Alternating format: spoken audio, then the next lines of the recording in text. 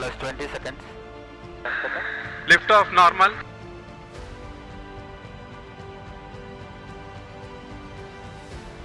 L40 stages are ignited. Plus 5 seconds. Plus 20 seconds. First stage performance normal.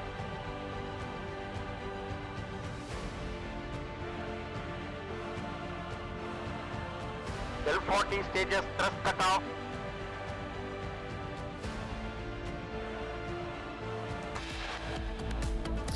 And viewers, much coming up on the side as we keep getting you the top updates. Supreme Court denies bail to Umar Khalid. Shajin Imam says evidence shows criminal conspiracy in the 2020 Delhi riots case.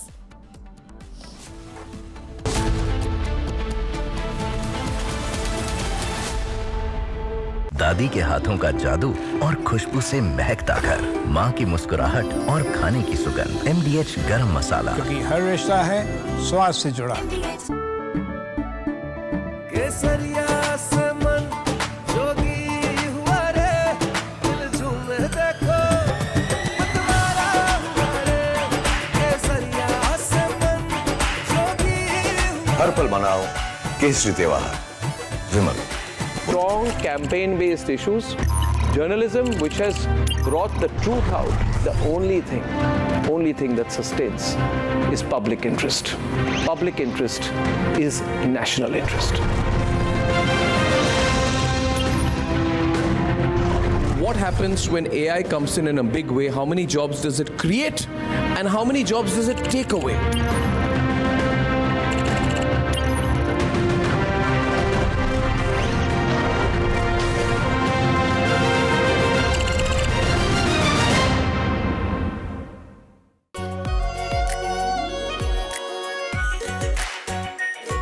Pure Shahi Paneer Masala. Delicious, healthy, every day.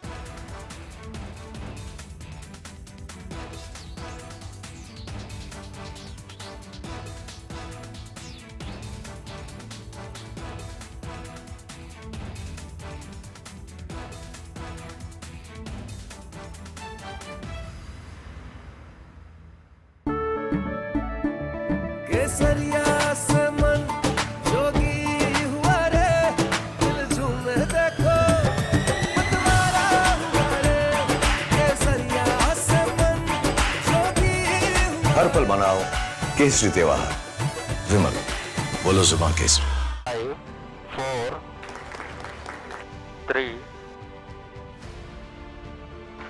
S200 motors.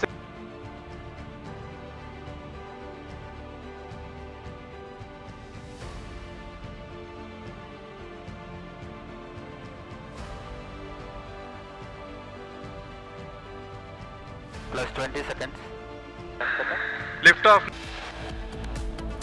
And viewers, much coming up on the side as we keep getting you the top updates. Supreme Court denies bail to Umar Khalid. Shajin Imam says evidence shows criminal conspiracy in the 2020 Delhi riots case.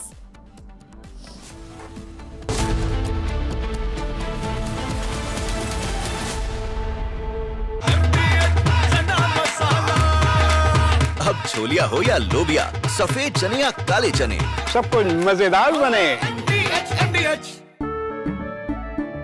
केसरिया से मन जोगी हुआ रे, दिल झूमे देखो मतवारा हुआ रे। केसरिया से मन जोगी हुआ। हर पल मनाओ केसरी त्योहार। विमल। बोलो जुबान केसरी। थोड़े में ज्यादा स्वाद, यही तो है इसकी खास बात। वाओ मामा, क्या स्वाद है। अरे मेरे राजा। When we look out at the world, Samir, we look for partners. We don't look for preachers. Engaging America has become more complicated. You all know why. Having a neighbor that is an epicenter of global terrorism.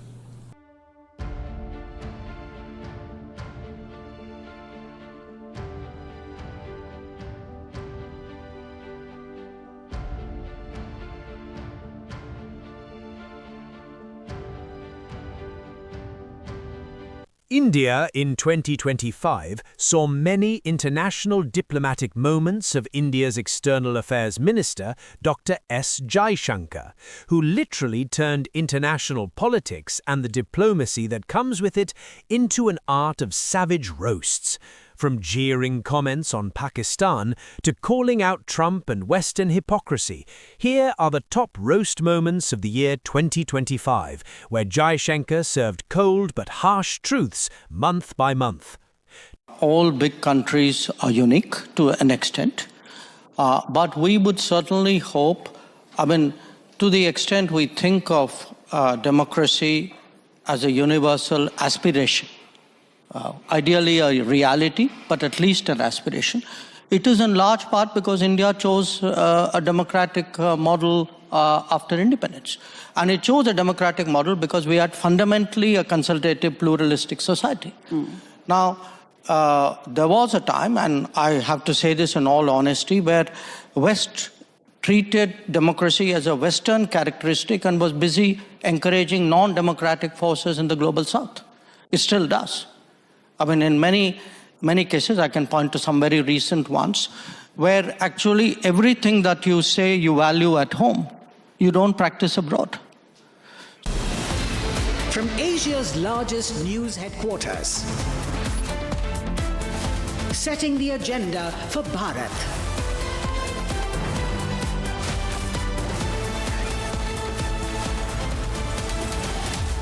You're watching Republic.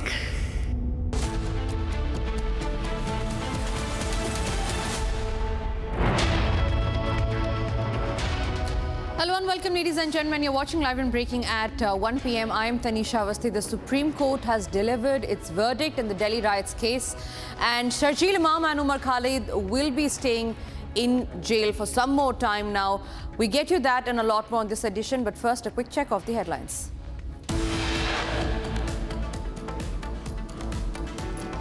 Tukre gang key conspirators will continue to stay in jail. Supreme Court rejects bail for Sharjeel Imam and Umar Khalid.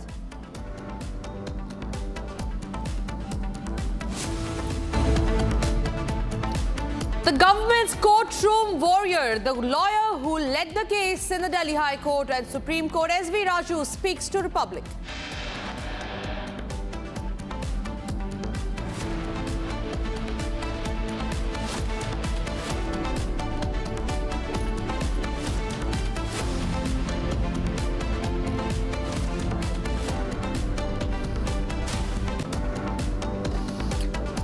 All right, we start this edition with the top focus story that's coming in from the national capital. Ladies and gentlemen, Sharjeel Imam and Umar Khalid, the two conspirators of the Delhi riots case that broke out in the year 2020 that had killed nearly 50 people.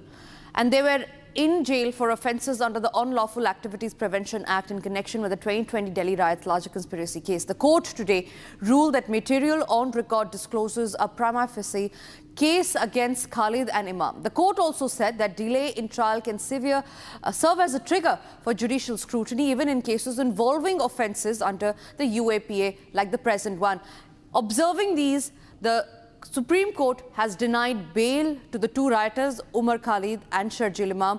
And while we talk about Umar Khalid and Sharjeel Imam, let's also not forget that there are 5 other accused as well, 5 other rioters who have been granted bail by the Supreme Court. When we spoke to the victims' family in this regard, here is what they have to say.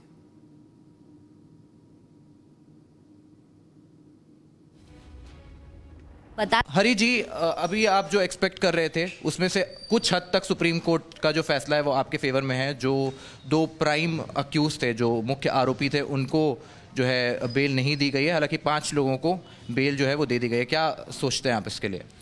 इसके लिए हम कहना चाहें, supreme court ने अपने जो verdict है उसमें ये भी कहा है कि अब इसके बाद से जो प्रोसीडिंग होगी वो रेगुलर इंटरवल्स में होंगी। तो इससे आप क्या एक्सपेक्ट कर रहे हैं कि क्या फैसला जो है इसके आगे इस मामले में जो है वो सुनाया जाना चाहिए? क्या सज़ा होनी चाहिए इन सभी आरोपियों को जो इस मामले से, जो इस आतंकवादी मंसूबों के साथ जो इस दिल्ली रायट से जुड़े मामले से जुड़े हुए हैं? तो हम तो इसमें यही कहना चाहेंगे जी, इसमें इनको बड़ी से बड़ी सज़ा दी जाए, और फांसी से बड़ी मैं कोई सज़ा मानता नहीं कि कोई होगी। इनको फांसी अगर नहीं दी गई तो आगे सनातन को ख़त्म करने का काम करेंगे, जगह जगह दंगे करेंगे। और देश में जगह जगह दंगे होते हैं तो यही लोग करते हैं, कोई और नहीं करता है। जगह जगह आप देखते हो मस्जिद मदरसों में नोटों की फैक्ट्रियाँ पाई जाती हैं और देश को हर तरह से कमज़ोर करने का काम करते हैं। सनातन को ख़त्म कर देना चाहते हैं, शरीयत को लागू करवा देना चाहते हैं।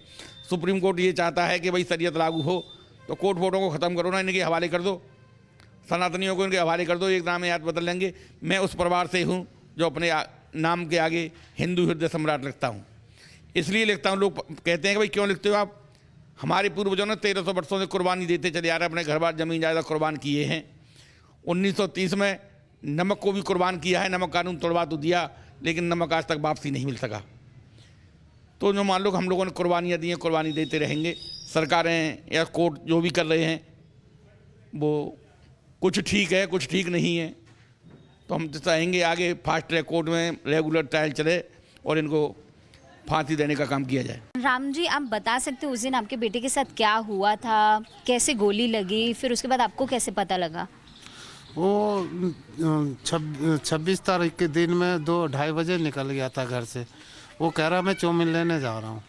चाउमीन लेने जैसे गया, वो थोड़ी दूर घर से करीब 100 मीटर दूरी पे आंसू गैस, पुलिस वाले आंसू गैस से गोली छोड़ रहे थे। ये आंसू गैस से गोला वो सीधा मेरे लड़के के सर में आके लग गया। उसके बाद मुझे पता नहीं था, मैं तो ढूंढता रहा, कोई बताया भी नहीं। मैं ढूंढते ढूंढते थक गया तो किसी ने बोला कि यहाँ पे पुलिस आया था, किसी गोली लगी है। मैं तो अपने लड़के को ढूंढा, मिला नहीं, पर मैं सीधा हॉस्पिटल, पहले थाने में गया, फिर उसके बाद थाने में पता कर नहीं लगा, फिर मैं सीधा हॉस्पिटल गया जीटीवी में सारे क्लास में ढूंढता गया, तब जाके एक जगह मिला, भर्ती हो रहा। पुलिस ने ही भर्ती करवाया था। वहाँ देखा तो मैंने उसके सर में बहुत ज़्यादा चोट हुआ था। तो उसके बाद है सो 2-3 घंटे रहा मेरे पास। 3 बजे रात में जाके वो डेथ कर गया। फिर उसके बाद 2-3 दिन के बाद जाके मेरे को बॉडी मिला। 2-3 दिन बाद में जाके जो है बॉडी मिलने के बाद मैंने उसके अंतिम संस्कार कर दिया। आज सुप्रीम कोर्ट के तरफ से एक बहुत बड़ा वर्डिक्ट आया है। जो लोग जिन लोगों को बताया गया है कि वो लोग, उन लोगों ने ये भड़काऊ भाषण के वजह से ये जो दंगे फसाद बढ़े थे, उमर खालिद, शर्जील इमाम, आज उनका बेल प्ली कैंसिल कर दिया गया है। आप कैसे देखते हैं इस चीज़ को कि ये दंगे काफ़ी ज़्यादा बढ़ गए थे, उसमें आपके बेटे की भी जान गई, काफ़ी सारे लोगों की जानें गई, घरे जले, लोगों के दुकान लूटे गए। तो आज आप इस जजमेंट को कैसे देख रहे हैं? मैडम, जो दंगे करवाते हैं तो उनको तो नहीं, ऐसा होना नहीं मिलना चाहिए जमानत।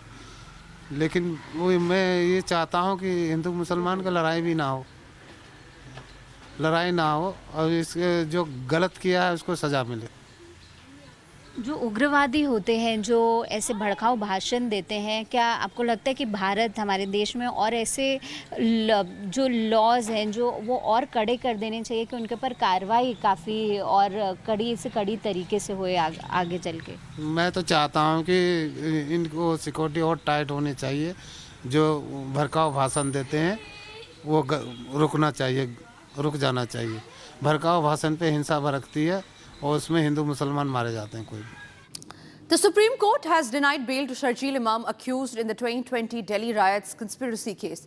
Sharjeel Imam, back in his videos back then when the riot had started, had clearly stated that Northeast should be cut off from the mainland India. However, the court granted bail to 5 other accused, citing their distinct roles in the alleged conspiracy. Here is a look at the Supreme Court when they released the 8-minute clip of how riots were incited by Sharjeel Imam and Umar Khalid. पहले भी दर्ज कर चुका हूँ। 5 लाख लोग हमारे पास हो organised, तो हम हिंदुस्तान और नॉर्थ ईस्ट को परमानेंटली कट कर सकते हैं। पर हम परमानेंटली नहीं तो कम से कम 1-8 महीने के लिए तो कट कर ही सकते हैं। मतलब इतना मवाद डालो पटरियों पर, रोड पे, उनको हटाने में 1 महीना लगे, ठीक ही नहीं। यहाँ एयरफोर्स से असम को काटना हमारी जिम्मेदारी है। असम और इंडिया कट के अलग हो जाए फौज के लिए, और जितने भी जो भी यहाँ से सप्लाई जा रहा है बंद करो। और वो बंद कर सकते हैं क्योंकि चिकन नेक्स्ट मुसलमानों का है। वो जो इलाका है मुस्लिम नई चीज़ें हैं। जब बीजेपी को फुल मेजॉरिटी मिली तो कश्मीर का मसला आया, ट्रिपल तलाक का मसला आया, अयोध्या बाबरी का मसला आया, और अब जो है CAA NRC का मसला आया, और अब CAA। इस चीज पे इत्मीनान रख लें कि हमला मुसलमानों पर, ठीक है, इस बात पर पहले इत्मीनान कर लेंगे कि हमला संविधान पे नहीं है। संविधान तो बदलता रहता है, कल को इसी को संविधान बना देंगे, आप क्या कीजिएगा, क्या कर लीजिएगा। कोर्ट ने क्या किया बाबरी मस्जिद के साथ आपको पता है ना, कोर्ट ने कश्मीर में क्या किया आपको पता है। इस चीज को याद रखें कि अभी बहुत अर्जेंट मामला है, बहुत अर्जेंट मामला है। हमारे पास 4 हफ्ते 28 दिन है अगला जो हियरिंग है, अगले हियरिंग तक सरकार को छोड़ो, कोर्ट को इसकी नानी याद आ जाए।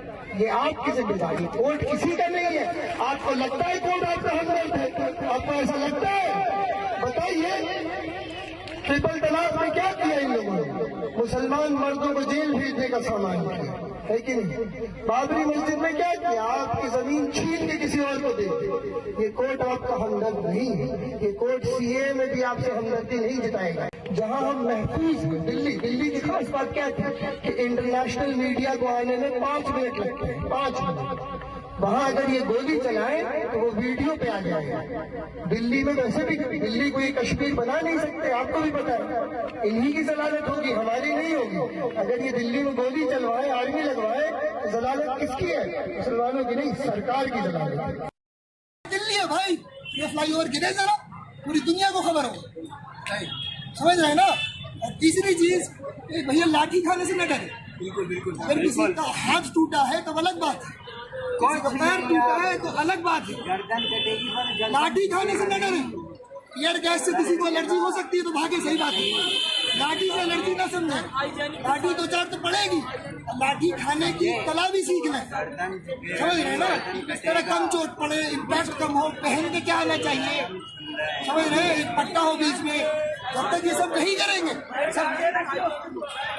हाँ भाई, जब तक ये सब नहीं करेंगे तो सारा बेअसर रहेगा।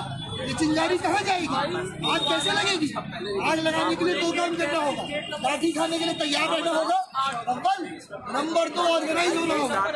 2 जो स्टेप्स हैं उनको क्लियर रखना चाहिए। एक है कि सेंसिटाइजेशन, अवेयरनेस, व्हाटएवर, और दूसरा है plan of action. Plan of action किसी के पास नहीं, सब सेंसिटाइजेशन की ही बात करते हैं। सेंसिटाइजेशन तो यकीनी तौर पे करना है हमें, लेकिन प्लान ऑफ एक्शन भी पैरेलल में होना चाहिए कि अगर हमारे पास क्रिटिकल मास जमा हो चुका है लोगों का, तो उनसे क्या किया जाए, क्या करवाया जाए, क्या कुछ कर सकते हैं। अगर हमारे पास जामिया में 10,000 जवान लड़के हैं तो वो क्या कर सकते हैं। तो केसेस होंगे, हम पे भी FIR होंगे, इसके लिए तो इत्मीनान से होंगे। लेकिन ये कामयाबी तभी मिलेगी जब 100 शाहीन बाग जलाना पड़ेगा उसके टेंशन का हमको, नहीं तो आपको कोई पूछने वाला। ये जो सिटीजनशिप का रजिस्टर बन रहा है और जिनको निकालने की बात हो रही है, वो किसकी जिम्मेदारी है, वो कहाँ से बेघर हुए। वो बेघर इसलिए हुए कि उनको भागना था, उनको बंगाल ने भगाया था, नहीं। हिंदुस्तान और पाकिस्तान की जंग हुई थी, ये याद रखिएगा। हिंदुस्तान और पाकिस्तान की जंग के पादाश में लाखों करोड़ों लोग बेघर हुए और उनकी जिम्मेदारी अकेली न आसाम की है, न पाकिस्तान की है, न बांग्लादेश की है। ये पहले तो एक इंटरनेशनल प्रॉब्लम है, इस बात को याद रखिएगा कि ये इंटरनेशनल प्रॉब्लम है। और एक सरकार की मनमानी हम कभी कबूल नहीं करेंगे। जब ये बात कम से कम 5-6 मुल्कों की है, 4-5 तो आपकी नजर के सामने है, तो क्या हम एक सरकार की मनमानी कबूल करेंगे? 2 हफ्ते से यही कर रहे हैं। हमारी ख्वाहिश और हमारी आरज़ू ये है कि दिल्ली में चक्का जाम हो, और सिर्फ दिल्ली में नहीं, जहाँ जिस शहर में मुसलमान कर सकता है, मुसलमान हिंदुस्तान के 500 शहरों में चक्का जाम कर सकते हैं, ठीक है। और काम करने का एक ही तरीका है, वो है सड़क बंद, माल बंद करो, इनका सामान हम जाने नहीं देंगे। जो सरकार हम पे जुल्म कर रही है, उस सरकार को हम पैरालाइज कर देंगे। लेकिन बोल क्या है, हम चक्का जाम करना चाहते हैं, हम दिल्ली के मोहल्लों में दूध बंद करना चाहते हैं, पानी बंद करना चाहते हैं। खुल के बोलिए यार। शाहीन बाग में कोशिश की, एक हाईवे ब्लॉक किया, जो अल्हम्दुलिल्लाह 1.5 महीने से ब्लॉक थे। पहला स्टेप है कि मुसलमान आवाम सड़कों पे आए। दूसरा स्टेप क्या होगा, अब उस आवाम का जो गुस्सा है उसको इस्तेमाल किया जाए। कैसे इस्तेमाल करेंगे? एक सबसे आसान चीज है, पुरअमन तरीके से सड़कों को बंद करो। इतना आसान काम है। तो अब मैं दिल्ली की बात पर आता हूँ। दिल्ली में हम यहाँ से आने के पहले ही 5 दिसंबर 6 दिसंबर से ही हमने पर्चे बांटने, हम जेएनयू के मुस्लिम तलबा के हमने पर्चे बांटने शुरू कर दिए थे NRC CAA पर। All right, keeping a very close watch on that top story. Meanwhile, we shift our focus to other stories that are making headlines internationally, and this is about the time when Trump had captured the Venezuelan president. Now, Colonel Anurag Shukla reveals how the United States bypassed Venezuela's S-300 missile system during the operation.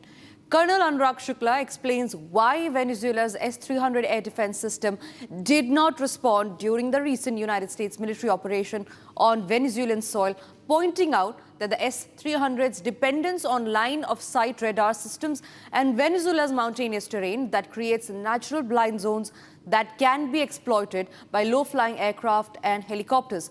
Colonel Shukla also cites factors such as United States air superiority and Venezuela's overall military preparedness, force and strength and readiness also for such high-intensity operations. Hi. Yesterday we saw a very bold American attack in the Venezuela soil. Though it was not a surprise attack for us, but definitely they have been giving a early warning since last 2 weeks. At least we knew that their Delta forces were acting and preparing in the remote background, which news has already come. But the bold exercise and bold operation which took place yesterday, day before yesterday, it was a real shocker for the world, where the one major military just went inside a sovereign independent country. They broke the walls of the president, and they took the president and his wife and took away for their various political reasons.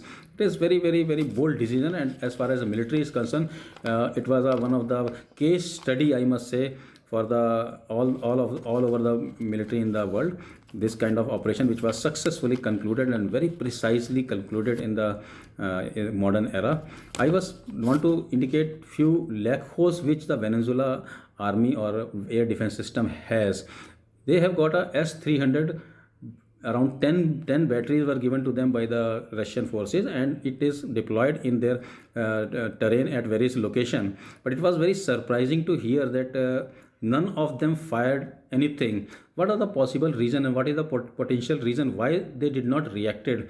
Let me tell you how what is the composition of the S-300. There were two radars which they name as 64N6E, and the second radar is 96L6E. They both are the pulse radar, active radars. They send the pulses away, and when the pulses are returned back, accordingly they are able to identify the flying object. Then they have got a 4 to 8 launchers, and they have got 16 to 32 mixture of missiles. I'll just go through the small string. They got a 4 missiles, different type of missiles. That is called SA-12 Alpha, that is a Gladiator, which has got a range of 150 kilometer. SA-12 Bravo Giant, that is 100 kilometer. Then they have got a NM96E, which has got a 120 kilometer range, and then one of the big largest ranges missile, which is called 48N6E2, which has got a range of approximately 200 kilometer. Now, how the deployment of this S-300 is challenging in the Venezuela, which can be seen from the geographical mountainous terrain in the Venezuela, which has got a high mountain and depressions in the region. When the radars are to be active, they are working in the line of sight. So line of sight, when mountain is masking major regions, when the US was able to operate their flying object like aircraft and helicopter, they were able to mask themselves behind the mountain. And all right, we shift our focus back to the Delhi riots case, ladies and gentlemen. The Supreme Court has kept nation first and has not granted bail to Sharjeel Imam and Umar Khalid. On that note, I'm also being joined by Rhythm, our executive editor, legal from the newsroom. Also joining us is lawyer Rajat Nair. He is the special public prosecutor in the Delhi riots case. Rhythm, over to you.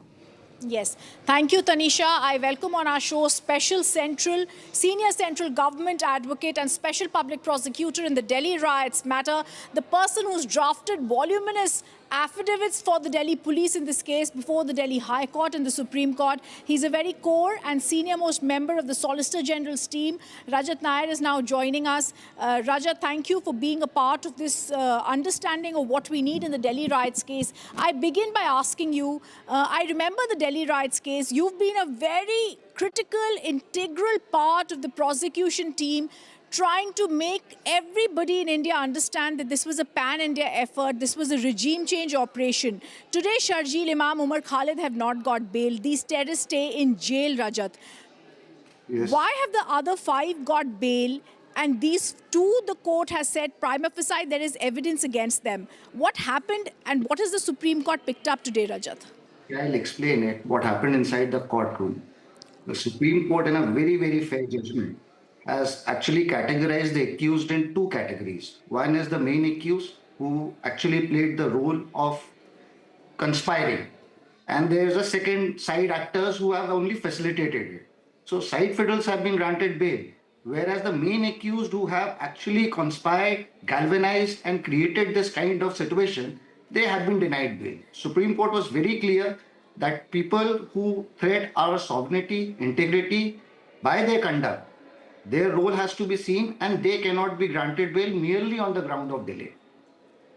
Rajat, I also want to ask you, just before this bail plea came, S.V. Raju, the Additional Solicitor General, had mentioned about how there are sympathetic international magazines and newspapers that speak about Umar Khalid. Shockingly, surprisingly, the timing was interesting to see how Zohrani and US lawmakers wrote a letter just before the Supreme Court verdict. Did you also find the timing to be suspect? See, there's nothing new in this. Whenever any hearing of this case comes, there is a barrage of media reports. There are reports in New York Times. Everywhere there is a media disinformation campaign.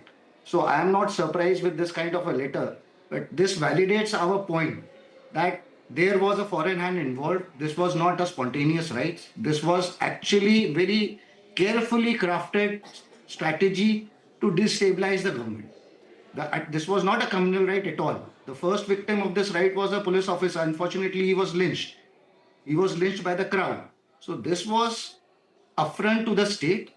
The challenge was only to the state authorities. So it would be wrong to say that this was a communal right. Rajat, I want you to just elaborate on that a little.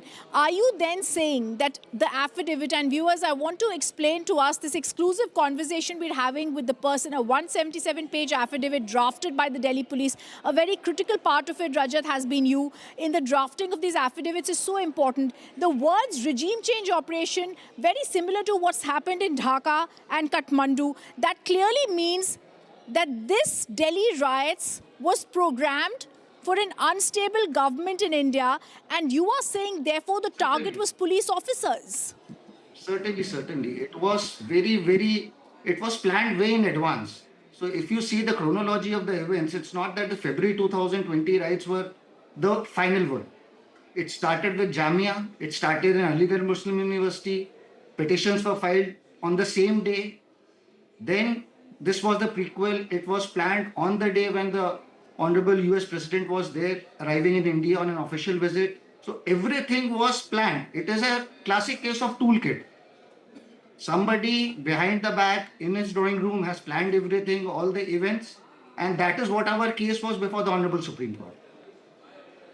Rajat, today we are speaking about links of Soros. Then do you think that these people were giving an international backing very, very clearly to all these meetings that were happening in PFI offices? We saw meetings, we saw signatures, we saw Umar Khalid, Sharjeel Imam as a part of the WhatsApp group admins. We saw Yogendra Yadav and others who were a part of these photographs that were seen and a part of the 20,000-page chart sheets of the Delhi police. Therefore, there was a concerted international hand behind all this. Who do you think it was? As of now, I cannot comment on that. I can only comment what is there on record.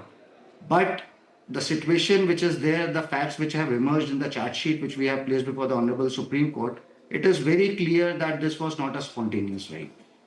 And these letters which have appeared in the media, clearly validates this point that there is a foreign hand involved. And Rajat, I want to critically ask you. US lawmakers have no business to interfere in the administration of justice in India.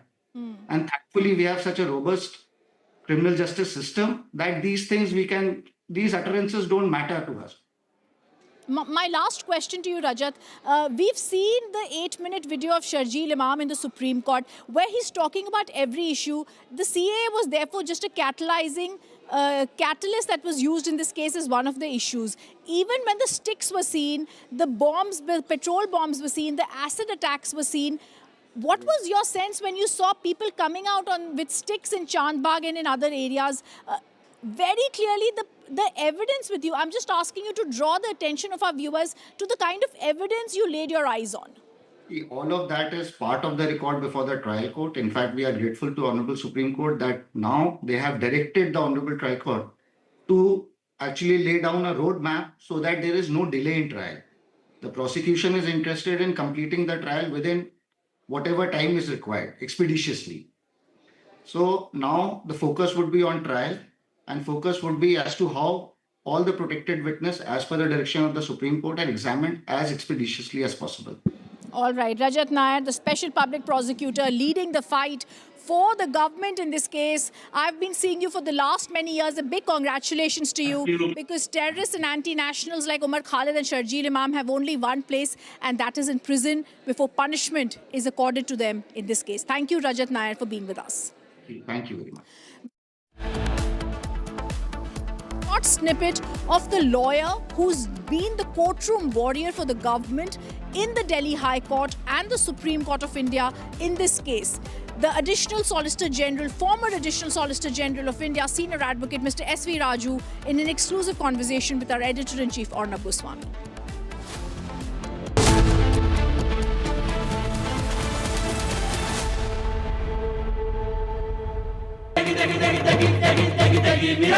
MDH की देगी मीरज, देगी मिर्च का तड़का, अंग अंग फड़का। MDH की देगी Miraj. QS&THE, the world's foremost university rankings organizations, have ranked Amity amongst the top 3% universities globally, making it among the very few Indian universities to be included in both rankings.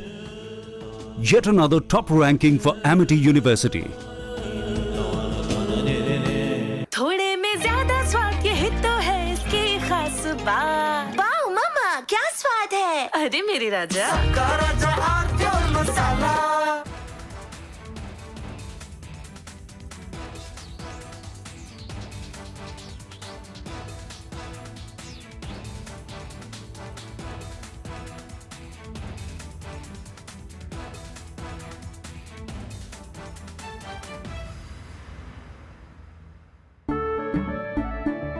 केसरिया से मन जोगी हुआ रे, दिल झूमे देखो मतवारा हुआ रे। केसरिया से मन जोगी हुआ। हर पल मनाओ केसरी त्योहार, विमल बोलो जुबान Kesari. 5, 4, 3. S200 motors.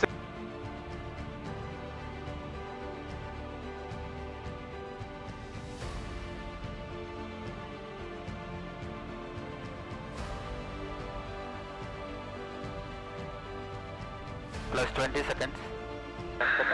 Lift off normal.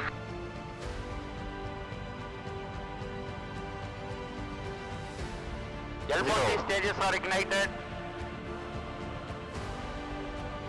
Plus 5 seconds. Plus 20 seconds. First stage performance normal.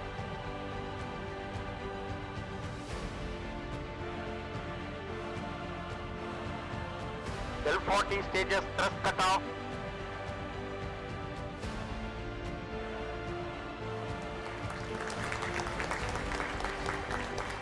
Plus 5 seconds. Auto trekking.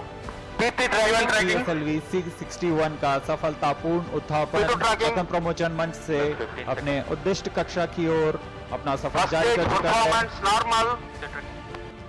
There's a magnificent 2, 1.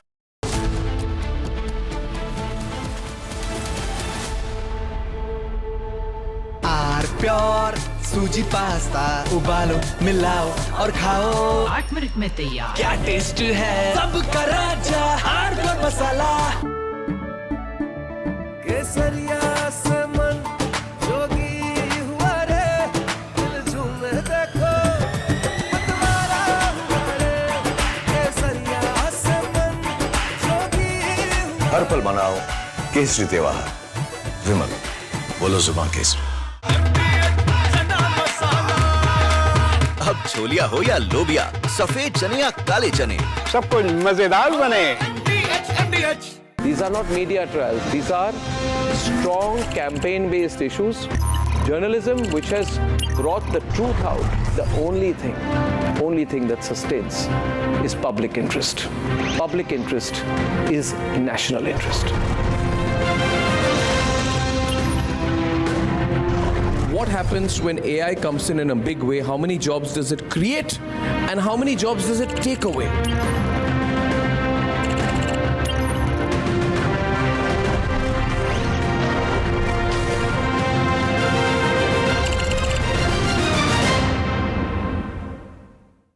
When we look out at the world, Samir, we look for partners. We don't look for preachers. Engaging America has become more complicated. You all know why.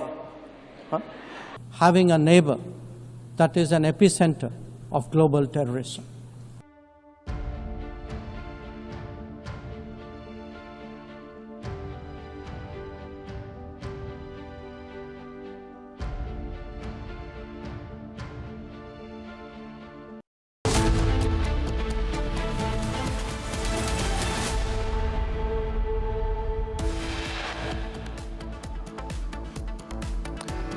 Tukre Yankee conspirators will continue to stay in jail. SC rejects bail for Sharjeel Imam and Umar Khalid. Supreme Court makes strong observations, rules that Imam and Khalid are on a different footing than other accused.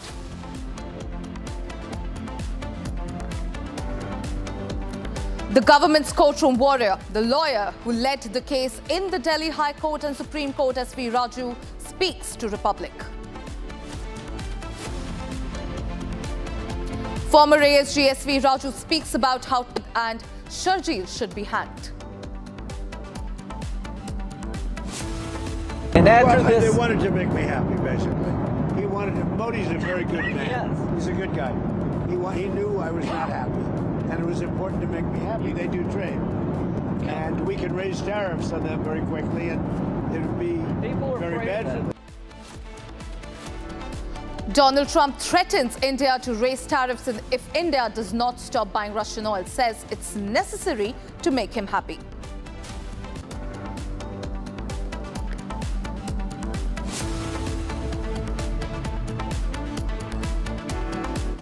All right, ladies and gentlemen, starting this edition with the breaking news that is coming in. The government of Bangladesh has directed all broadcasts and telecasts of Indian Premier League or the IPL to be suspended in Bangladesh. Himanshu from the digital newsroom. Himanshu, this is a big news update that is coming to the fore, and this time Bangladesh has come up and they have said that IPL will be banned across all broadcasting mediums. Give us more details on this. Extremely, this was unexpected lines after BCCI banned Mustafizur once KKR bought them. So once BCCI stepped in, this was coming from Bangladesh.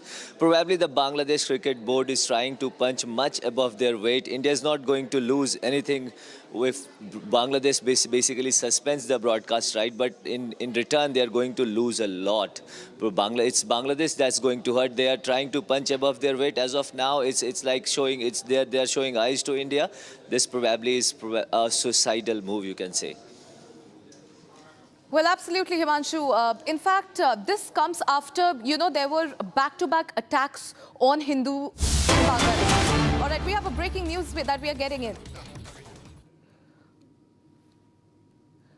Well, these are the visuals that are coming in on your screen, ladies and gentlemen. That is UP Chief Minister Yogi Adityanath meeting Prime Minister Modi at his residence in 7L. These are the visuals that we are getting. These are the images that we are getting from 7LKM. These are the first and exclusive pictures only on Republic, where we're showing Chief Minister Yogi Adityanath meeting Prime Minister Narendra Modi in New Delhi today at his residence at 7LKM. This is amid speculations of cabinet expansion and organizational changes in the state. Now, the meeting, as per the reports that are coming in, is likely to discuss the political situation in Uttar Pradesh, developmental projects, and the coordination between the centre and the state government. Of course, Yogi Adityanath's meeting with PM Modi is considered extremely significant given the upcoming elections and the BJP's efforts to strengthen its position in the state. He's also expected to meet BJP Chief JP Nadda. All right, I'm being joined by Raghavendra on the phone line, my colleague. Raghavendra, tell us more about this particular meet. We are showing our viewers these pictures that are coming in from 7LKM, where Yogi Adityanath has met with Prime Minister Narendra Modi. Tell us more about the significance of this meet, Raghavendra.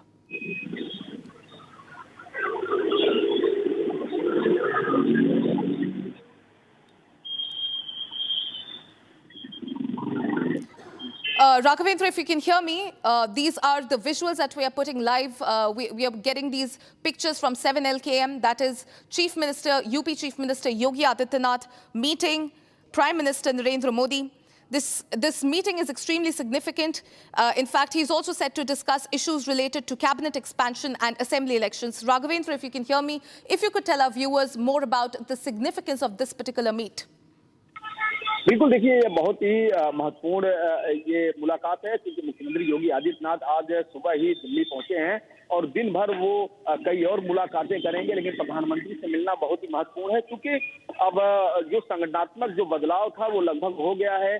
Bharatiya Janata party के राष्ट्रीय कार्यवाहक अध्यक्ष मिल चुका है, उत्तर प्रदेश में full time प्रदेश अध्यक्ष मिल चुका है। ऐसे में अब जो यहाँ पर उत्तर प्रदेश में जो अब बड़ा काम करना है वह मंत्रिमंडल विस्तार में है, चूंकि 2027 में विधानसभा का चुनाव है उत्तर प्रदेश में और 1 साल का कम समय बचा है, यानी कि जनवरी में नोटिफिकेशन जारी होगा 27 में।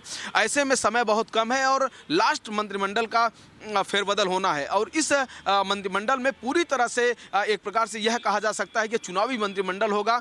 एक विषय पर ध्यान रखना होगा, जातिवाद समीकरण, धर्म का समीकरण, क्षेत्र का समीकरण और जीतने का समीकरण, यह सब भी रखना होगा। और इसको देखते हुए मंत्रिमंडल का एक कहीं न कहीं जो थोड़ा सा फेरबदल होना है, 8 से 10 मंत्री रिप्लेस किए जा सकते हैं या नए को मौका मिल सकता है, इन तमाम चीज़ों पर भी डिस्कस होगी, बातचीत होगी।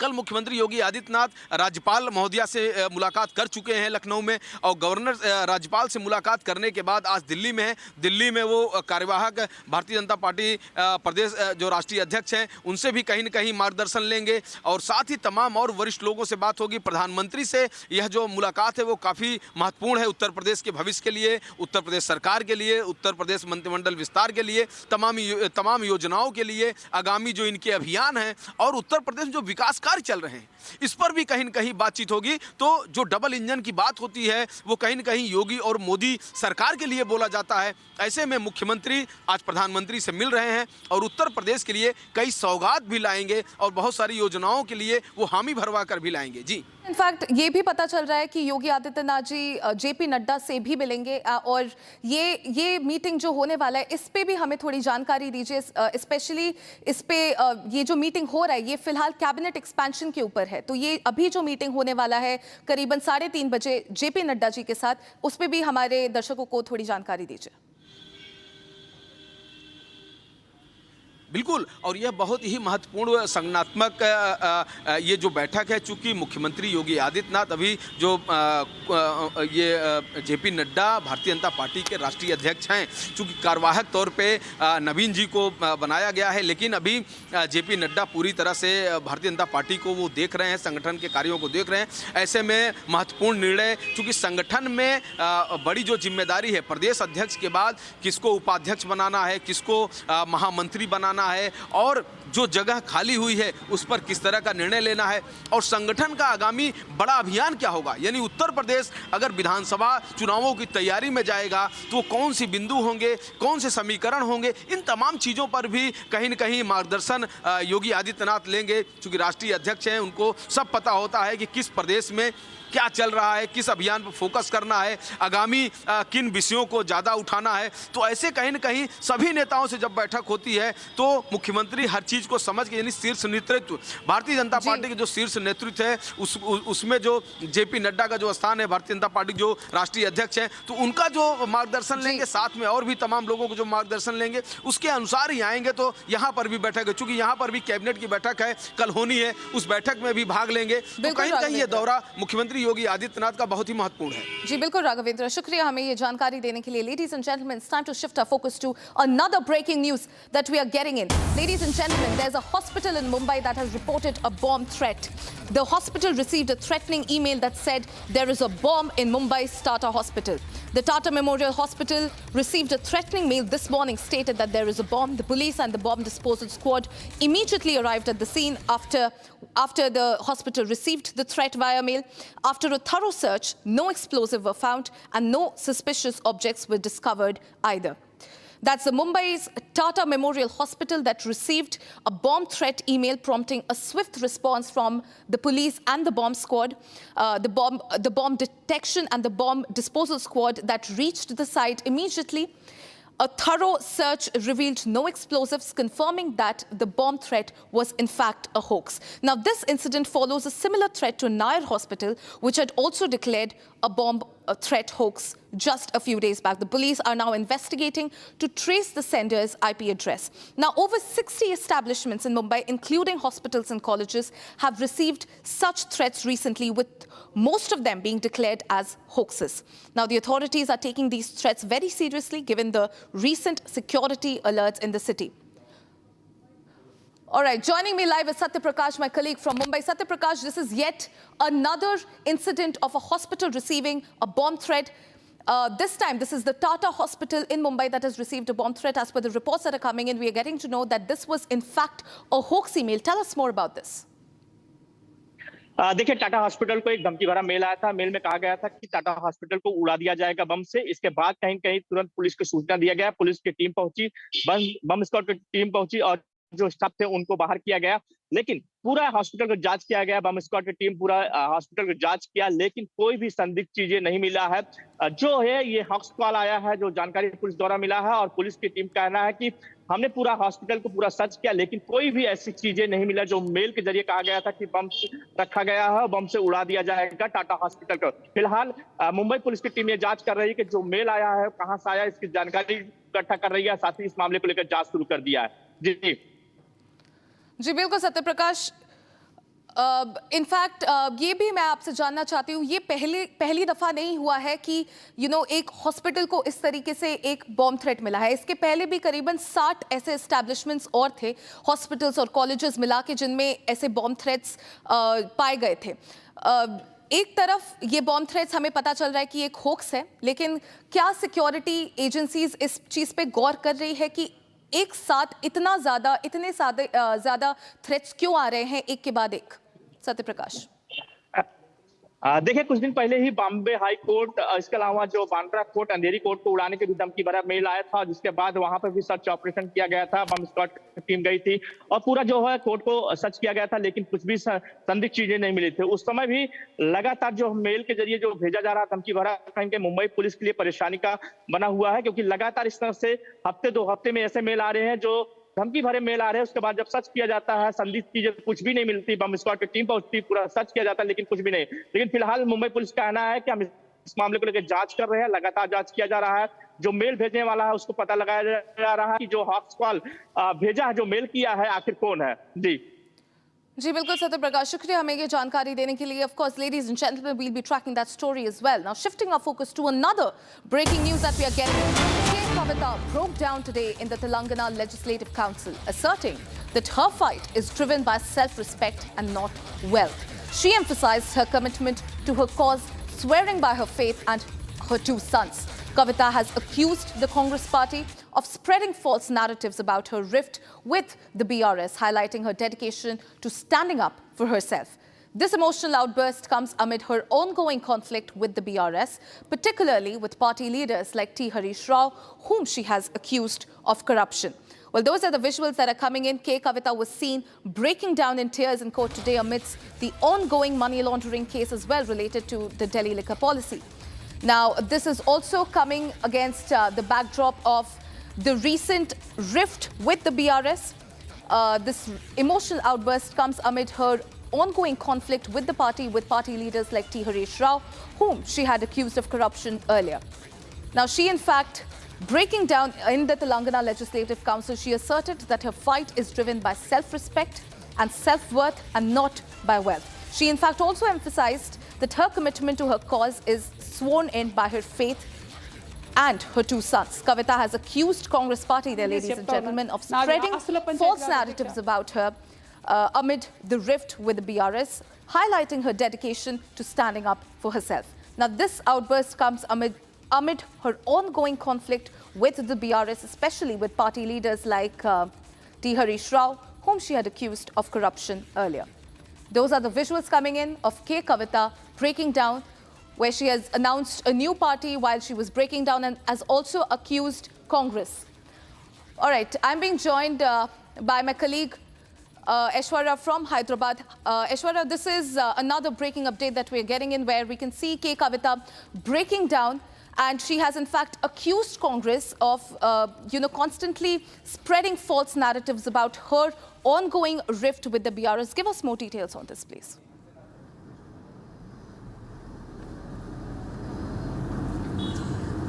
During the winter assembly of Telangana here, the MLC Kavita was seen giving a speech at the legislative assembly here, legislative council, and while speaking about her whatever she has done as the MLC for Telangana here, she broke down, remembering how she was ousted from the party and she was kept away from her own father and her brother, who did not behave well with her and who did not acknowledge her contributions, but while she was questioning, they tried to put her down, and then finally when she was trying to talk for the party, when she was going against few decisions that is made by the party, for example like the party turning to a national party from TRS to BRS, she was saying that she tried to vocalize her disregard to it. She was vocalizing her opposition to it, but then she was not heard of, and that is the reason they had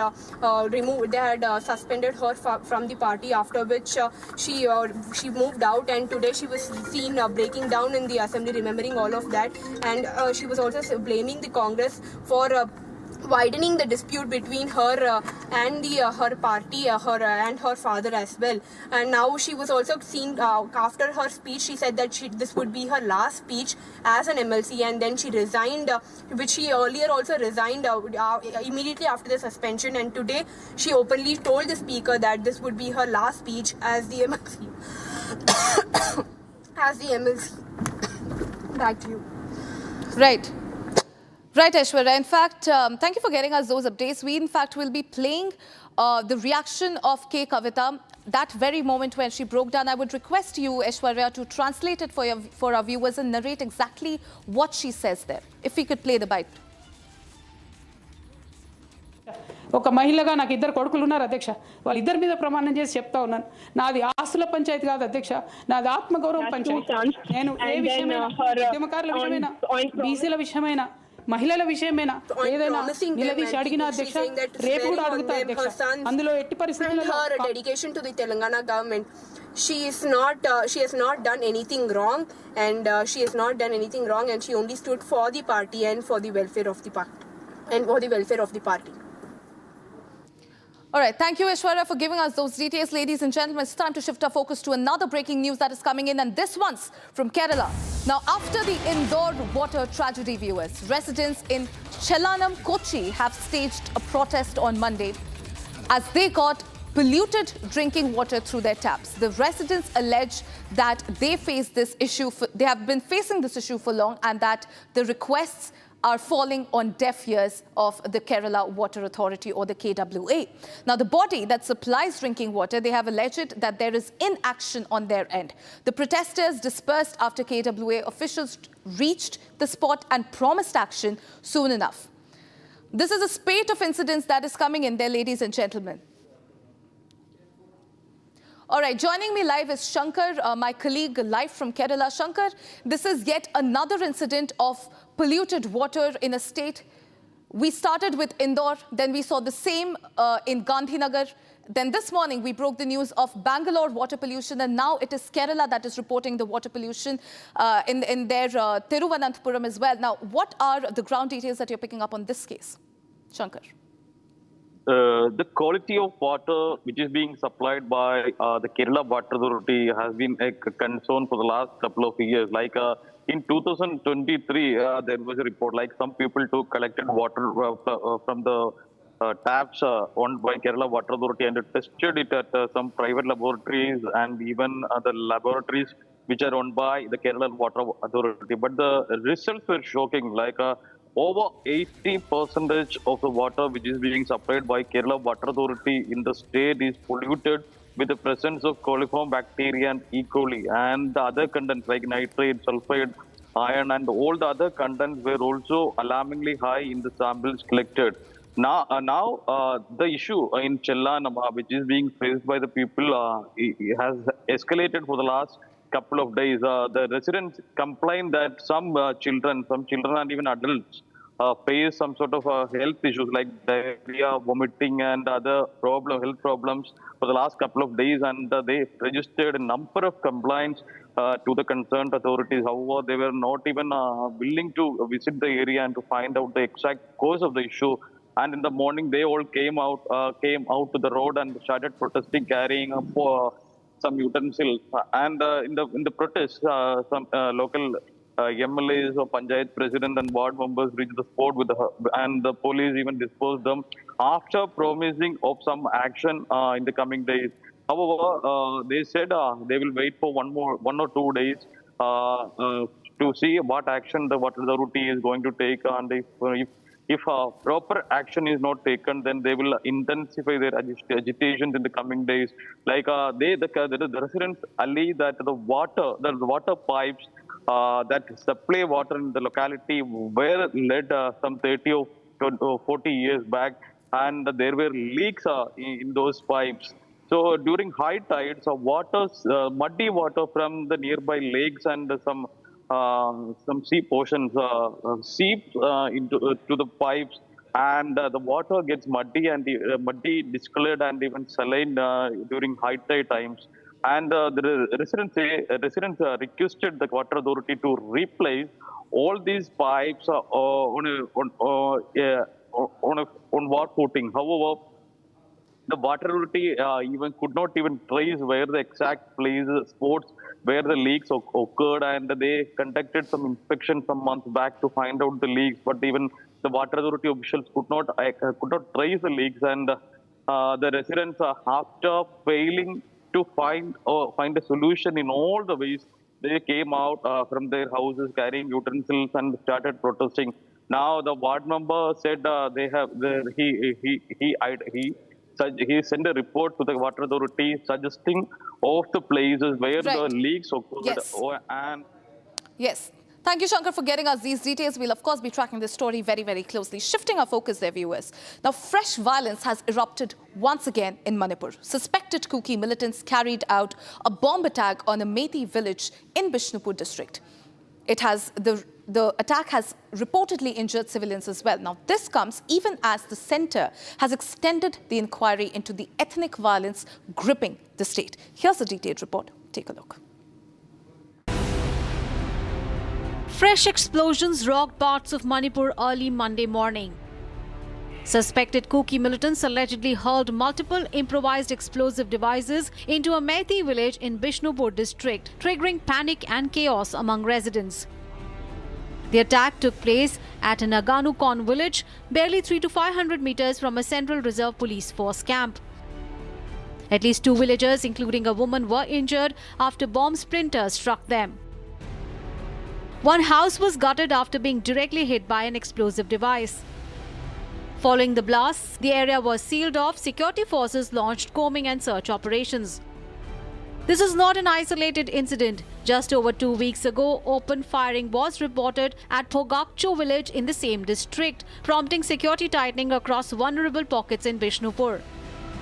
The latest attack comes in the backdrop of Manipur's ethnic conflict between Methi and Kuki groups. The violence in 2023 was triggered after Kuki Zo tribals living in the hill districts protested over a High Court recommendation for granting scheduled tribe status to the Methi community members. Amid continuing unrest, the Union Home Ministry recently granted a 4th extension to the high-level inquiry panel probing the violence. Manipur is currently under President's rule, which was imposed on 13th of February last year after the then Chief Minister N. Biren Singh resigned. Ladies and gentlemen, it's time to slip into a very, very short break. But on the other side, Donald Trump continues to threaten India and says that if India continues to buy oil, Russian oil, he will raise the tariff. He says it is necessary to make him happy. We have this and a lot more. Don't go anywhere. Stay tuned. We'll be right back.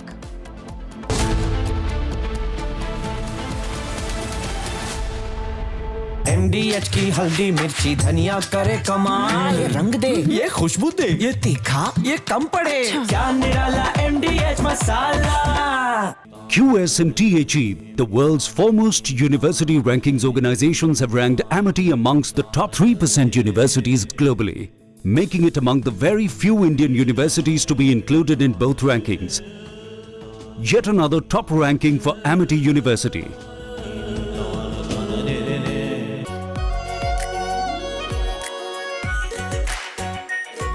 Pure Shahi Paneer Masala. Delicious, healthy, every day. केसरिया से मन जोगी हुआ रे, दिल झूमे देखो मतवारा हुआ रे, केसरिया से मन जोगी हुआ। हर पल मनाओ केसरी त्योहार। विमल, बोलो जुबान Kesari.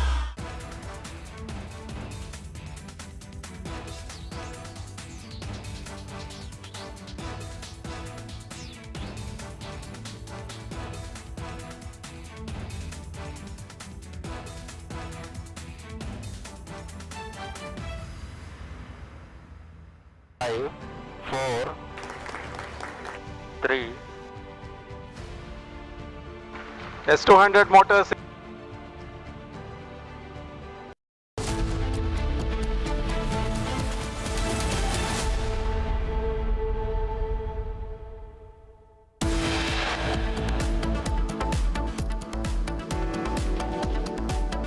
Tukre gang ki conspirators will continue to stay in jail. Supreme Court rejects bail for Sharjeel Imam and Umar Khalid. More on this on the other side. Republic stays live and breaking.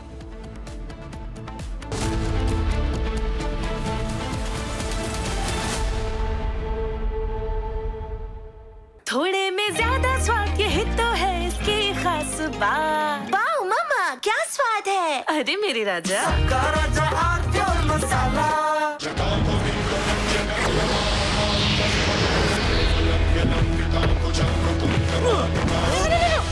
मेरी chimney टूट जाएगी। What are you doing? रानी, इस घर में कुछ है जो टूटता नहीं। ये पिलर कभी नहीं टूटेगा। रुंगटा स्टील TMT से बना। रुंगटा नहीं तो घर स्ट्रॉन्ग नहीं। रुंगटा स्टील TMT बार एकदम सॉलिड। आधे बाउल दही में 4 चम्मच MDH चटनी पुदीना मसाला डाला, स्टर करो, पुदीना चटनी तैयार। MDH चटनी पुदीना मसाला। MDH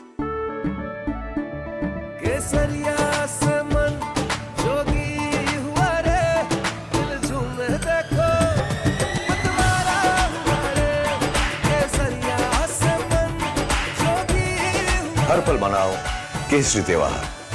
विमल, बोलो जुबान Kesari. When we look out at the world, Samir, we look for partners. We don't look for preachers. Engaging America has become more complicated. You all know why. Having a neighbor that is an epicenter of global terrorism.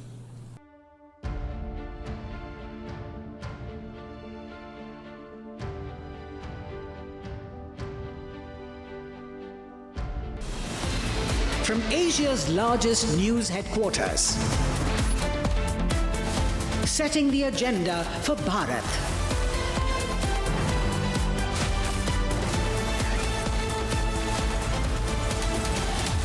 You're watching Republic.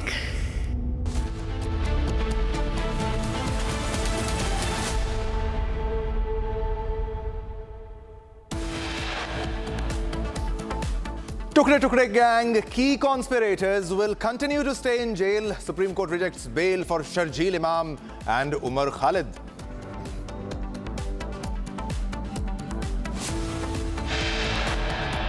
Supreme Court makes strong observations, rules that Imam and Khalid are on a different footing than other accused.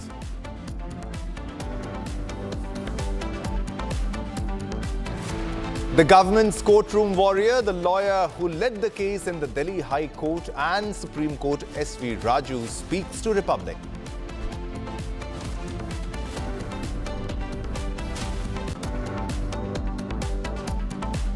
Former ASG S.V. Raju speaks about how Tukre gang orchestrated the Delhi riot, says gang wanted regime change. हम कहना चाहेंगे 2 लोगों को जो bell नहीं दी गई है उसके लिए सुप्रीम कोर्ट का शुक्रिया अदा करना चाहेंगे, लेकिन 5 लोगों को जो बेल दी गई है ये दुर्भाग्यपूर्ण है, बेल नहीं देनी चाहिए। इनको बेल देने का मतलब है कि हम सनातनियों को फांसी देने का काम किया जा रहा है, तो जो कि नहीं होना चाहिए। 5 लाख लोग। Victim families question bail to 5 other accused, demand Umar Khalid and Sharjeel should be hanged. And after this, they wanted to make me happy, basically. He wanted to. Modi's a very good man. Yes. He's a good guy.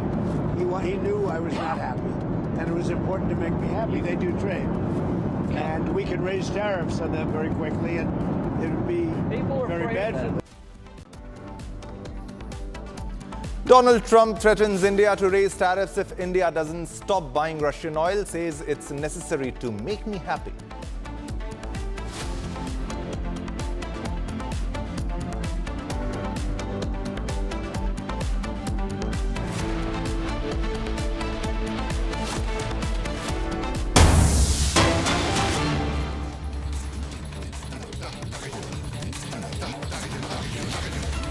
All right, viewers, there's a big breaking news that is coming in right at this moment, and it's on your television screen. It's a visual of IED blast in Bijapur. Now, villager from Korcholi seriously injured in a pressure IED blast planted by Maoists in Bijapur. And these are the exclusive visuals on your television screen. Now, on January 5, 2026, Ram Potom, who's son of late Lachu Potom, aged 15 years, a resident of Korcholi, Nadipara village, had gone towards the Lendra Korcholi forest area in the morning, and during this time, he was caught in a pressure IED blast. So these are the exclusive visuals of that location of the blast. This is the IED blast in Bijapur, and one person was caught in a pressure IED blast planted earlier by Maoists, resulting in serious injuries to his leg.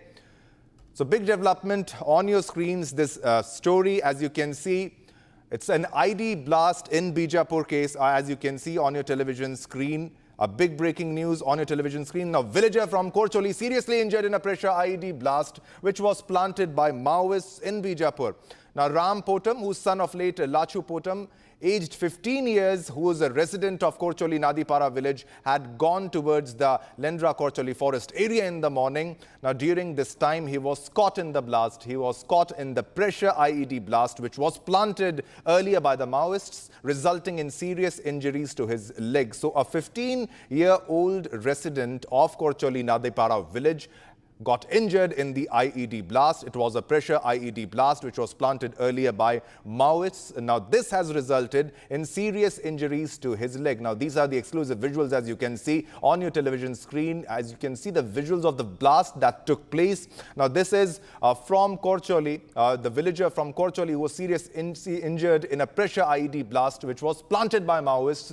See, these are the visuals, as you can see. The blast took place and it was planted. The IED which was placed there, it was planted by the Maoists in Bijapur. Exclusive visuals from Republic on your television screens. Ram Potom, who was son of late Lachu Potom, is the one who got injured. He's 15 years old and he is a resident of Korcholi Nadipara village. Now, he went to the Lendra Korcholi forest area during morning time, and during this time he was caught in a pressure IED blast. Now, this IED was planted by the Maoists. Now, this has resulted in serious injuries to that boy. As you can see, it's a big blast that took place in Bijapur. The IED blast exclusive visuals are on your television screen. Now, villager from Korcholi got seriously injured in this blast. Now, a 15-year-old got injured. Ram Potam, who is son of a late Lachu Potam, Ram Potam got injured in this blast.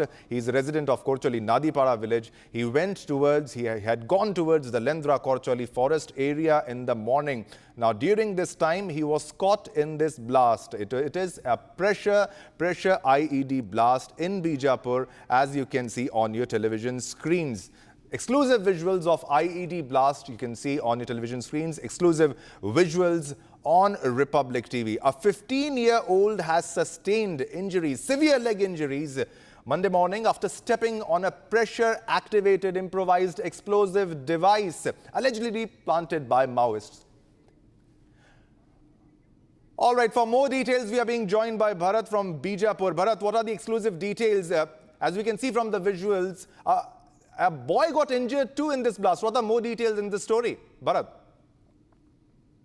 देखिए, बिल्कुल मैं आपको बता दूं, जिस इलाके पे ID लगाया गया था वो पूरा एक तरीके से जंगल का इलाका कहा जाता है। ऐसे में आदिवासी बहुल क्षेत्र है, आदिवासियों का इलाका कहा जाता है। बस्तर पूरी तरीके से आदिवासी बहुल क्षेत्र कहा जाता है। ऐसे में जो लोग होते हैं ग्रामीण अंचल पे, वो निकलते हैं, जब भी उस इलाके पे निकलते हैं तो कहीं ना कहीं जो आईडी माओवादियों के द्वारा लगाया जाता है जवानों को नुकसान पहुंचाने, उसके जद में आ जाते हैं। तो ऐसे ही है कि जो बुजुर्ग महिला है वो जद में आ गई उसकी, और जद में आने से पूरी तरीके से घायल हो गई। ऐसे में जिनका बेहतर उपचार के लिए उन्हें जिला चिकित्सालय बीजापुर लाया गया है, जहां पे उनका उपचार जारी है। लेकिन अब सवाल ये है कि जिनके लिए माओवादी जिस तरीके से हथकंडे अपना रहे हैं, आईडी का इस्तेमाल कर रहे हैं जवानों को नुकसान पहुंचाने के लिए, लेकिन उस पे कहीं ना कहीं जवान ना आकर एक महिला, जो सिविलियंस हैं, वो उस पर चपेट में आ गए हैं। ऐसे में ये पहली घटना नहीं है। ऐसे में सतर्कता बरतना बेहद जरूरी हो गई है। ऐसे में जवानों को निशाना बना रहे हैं तो उसमें जो ग्रामीण है, सिविलियंस हैं, वो निशाना बनते हुए नजर आ रहे हैं, क्योंकि जवान अब पूरी तरीके से खात्मे की ओर नजर आ रहे हैं, नक्सलवाद के खात्मे की ओर। जिस तरीके से सुरक्षा बल के जवान जो ऑपरेशन चला रहे हैं, जिस तरीके से सफलता मिल रही है जवानों को, कहीं ना कहीं से माओवादी जो है पूरी तरीके से बौखला गए हैं। इसी वजह से आईडी का इस्तेमाल कर रहे हैं ताकि जवानों को नुकसान पहुंचा पाए, और इसमें जो आम जो आदिवासी होते हैं, आम जो लोग होते हैं, वो कहीं ना कहीं चपेट में आते हुए नजर आ रहे हैं। आज आपने देखा कि आज सुबह की बात है, बुजुर्ग जो महिला है उस इलाके से गुजर रही थी, जो आईडी के जद में आ गई, और पूरी तरीके से आईडी ब्लास्ट होता है। ब्लास्ट होते ही उनके हालत जो है, उसको बहुत ज्यादा चोट लगी है, उसको पैर में सिवियर इंजरीज हुई हैं, उसके बारे में भी थोड़ा साझा करिए, और फिर कैसे क्विक रिएक्शन हुआ सीआरपीएफ की बटालियन के द्वारा, वो भी थोड़ा बताइएगा। निश्चित तौर पे आपने देखा कि किस तरीके से जो बच्चे हैं वो आईडी के शिकार हुए हैं। इससे पहले अगर हम देखेंगे, अगर रिपोर्ट कंगालेंगे, आंकड़े के तर्ज पर बात करेंगे, तो कहीं ना कहीं जो पहले जितनी भी आईडी इस्तेमाल हुई थी, उसूर के इलाके पे एक बार आईडी इस्तेमाल हुआ, तो उस इलाके पे जो बुजुर्ग महिला है जो टोरा मोआ के लिए मिलने गई थी, वो उसके शिकार में आई थी। लेकिन आज जिस तरीके से जो बच्चा आईडी के जद में आ जा रहा है, वो भी बेहद कम उम्र का बच्चा, तो ऐसे में कहीं ना कहीं बहुत से प्रश्न उठते नजर आते हैं। और इसको लेकर लगातार जो पुलिस अधीक्षक है, उन्होंने एक प्रेस नोट जारी किया। उस प्रेस नोट पे उल्लेखित भी किया है कि अगर किसी भी तरीके से चीजें आपको संदिग्ध लगती है, किसी भी तरीके से चीजें आपको लगता है कि वाकई वो इक्विपमेंट्स माओवादियों के द्वारा लगाया गया है, आपके नॉलेज में होता है, आपको लगता है कि किस तरीके से गतिविधियां वहां पे होते हुए नजर आ रही है, इसे नुकसान हो सकता है, तो इसकी जो नजदीकी जो सूचना है वो पुलिस थाने पे दी जाए, ताकि स्थानीय स्तर पे जो पुलिस होते हैं वो विवेचना करके उसको डिस्ट्रॉय करेगी, ताकि किसी भी तरीके से किसी इंसान को क्षति ना पहुंचे। तो पूरी तरीके से सुरक्षा के पुख्ता इंतजाम आम जनता।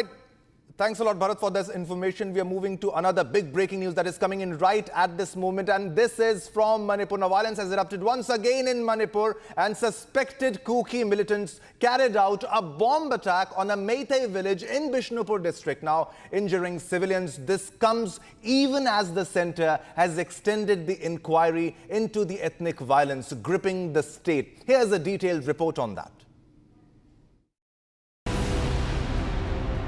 Fresh explosions rocked parts of Manipur early Monday morning.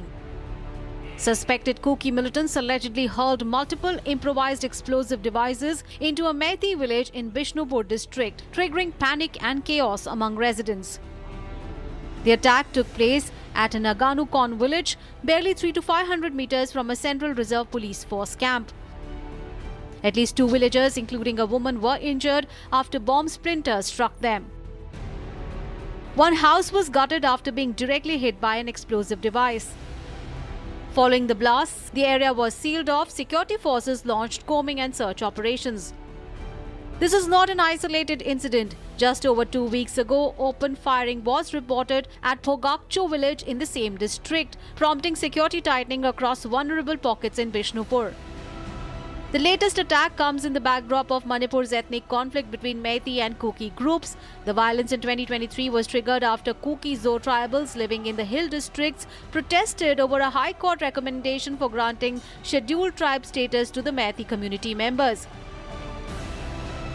Amid continuing unrest, the Union Home Ministry recently granted a fourth extension to the high-level inquiry panel probing the violence. Manipur is currently under President's rule, which was imposed on 13th of February last year after the then Chief Minister N. Biren Singh resigned. All right, viewers, we have another big breaking news coming in from Manipur. Now, fresh violence in Manipur. 2 people have been injured and more details coming in.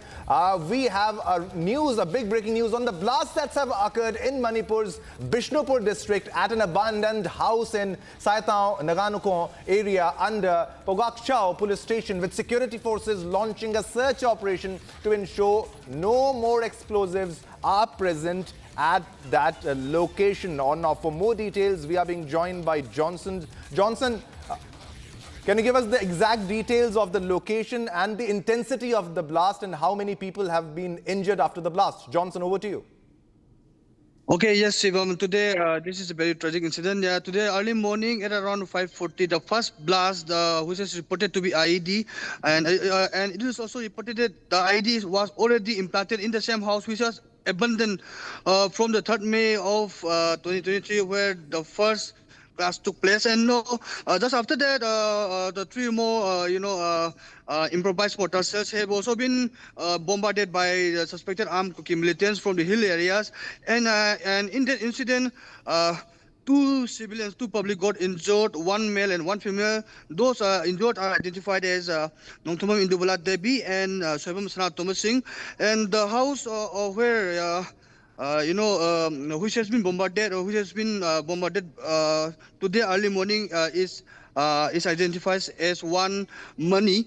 So this is the very major breaking happening in Bijapur districts, Saiton area, Nganukon village. And also today, after this incident, security forces have already arrived at the spot, and the villagers are not allowed to enter from this Nganukon area because the forensic team have already entered the bombarded area, and the forensic study is still going on process. And also from local public, I have also got the information that there are still some more unspotted bombs inside the villages, and also the security personnel and the public are still intense in this area as there are reports of some unexploded bombs. And today the most shocking incident is that this Nganukon village is just few meters, about 400 to 500 meters from the... All right, Johnson, definitely this is a big breaking development. Now, we are giving you the exclusive visuals of that location. Now, see, these are the visuals, ladies and gentlemen. There were 2 explosions that took place and 2 injured in blasts in Manipur's Bishnupur district. Johnson, over to you for more details. This is the same place where just few meters from here, the place that incident took place, and those injured are now hospitalized for further treatments. And also in this current area, district administration officials, district police, superintendent of police, and including the inspector generals of CRPF and BSF have also already arrived, and they have already inspected, and they have already gone through what are the incidents that have occurred, and also they are trying their best not to happen such incidents further. And the people of this area are demanding swift action from the police department, and also they are questioning that who will be the authority and who will be responsible for this act, and how long will this act be tolerated by this public? All right, Johnson, definitely there's a huge deployment. Yeah, there's Johnson, a very huge deployment in that region. Yeah, there's a very huge deployment in the same spot. Johnson, there have been you can around see on the 27 background bombs which have been neutralized in Manipur since January 2nd. What are the details? Was it part of that operation by the army or the security forces? There was also a part of the there was also a part of the operation conducted by the central. All right, viewers, we are giving you the exclusive pictures. These are pictures from Bishnupur, Manipur, where a blast took place. Now, 2 people were injured in Manipur's Bishnupur district. Now, these 2 persons were injured in 2 consecutive explosions in Manipur's Bishnupur district on Monday, that is January 5, 2026. Today morning, as per the police, the first explosion suspected to have been caused by an IED, that is improvised explosive device. It occurred around 5:45 a.m. at an abandoned house in Nagaon in Pogakchao police station area. The house has remained abandoned since ethnic violence broke out in the state in May 2023, with its owner and his family currently living in a relief camp. Johnson, if you are there with me, can you share more details about this incident, about the blast? Okay, I'm still here, and there is a very, there is a poor connectivity. There is a poor network connectivity here, and also yes, I've already shared the visuals also, and I'm showing the background. And there is still full tents in this same location, same area, and the public are demanding, the public are more demanding about the swift action of this government, of this district police, and also the public, they are not allowed to enter. They are blocked by the security forces. They are blocked by the security forces at this Nganukon junction area. All right, but that's definitely for the safety of the public, because if there are other ID blasts, it might damage the property, and it will be detrimental for the lives of the people. There has been continuous operations, Johnson. If you can give some insight on that. Yeah, there has been after 2 weeks back, there has been open firing at Pogakchao area. That also falls under the same district, Bijapur district. Following that incident, the security forces, conducted a mass operation in all the suspected areas. They have recovered, many explosive IEDs, and also they have even they have even disposed there also. And today itself, just after the 2 weeks. The first IED, there was already reported to be implanted at that abandoned house, exploded, and then the 3 more mortars, 3 more Pompi bombs, they were fired by the Kuki militants. In that case, yes, suspected. In that case, 2 got injured. All right, Johnson, thanks a lot for the details on this developing story. Now, these are the reports as we are giving the exclusive visuals from Bishnupur, Manipur. An explosion took place at 2 locations. In one place, it was an abandoned house. 2 explosions took place. People got injured. There's heavy police and security forces deployment at the location, and people are not being allowed to enter the village for their own safety. And these are among many reports of bombs being found. Well, viewers, let's move on to our next top story. Colonel Anurag Shukla reveals how the US bypassed Venezuela's S-300 missile system during the operation. Colonel Anurag Shukla explains why Venezuela's S-300 air defense systems did not respond during the recent US military operation on Venezuelan soil, pointing out the S-300's dependence on line-of-sight radar systems and Venezuela's mountainous terrain that creates natural blind zones that can be exploited by low-flying aircraft and helicopters. Now, Colonel Shukla also cites factors such as US air superiority and Venezuela's overall military preparedness, force strength and readiness for such high-intensity operations. Have a look. Hi. Yesterday we saw a very bold American attack in the Venezuela soil. Though it was not a surprise attack for us, but definitely they have been giving a early warning since last 2 weeks. At least we knew that their Delta forces were acting and preparing in the remote background, which news has already come. But the bold exercise and bold operation which took place yesterday, day before yesterday, it was a real shocker for the world, where the one major military just went inside a sovereign independent country. They broke the walls of the president, and they took the president and his wife and took away for their various political reasons. It is very, very, very bold decision, and as far as the military is concerned, it was one of the case study, I must say, for the all over the military in the world. This kind of operation, which was successfully concluded and very precisely concluded in the modern era.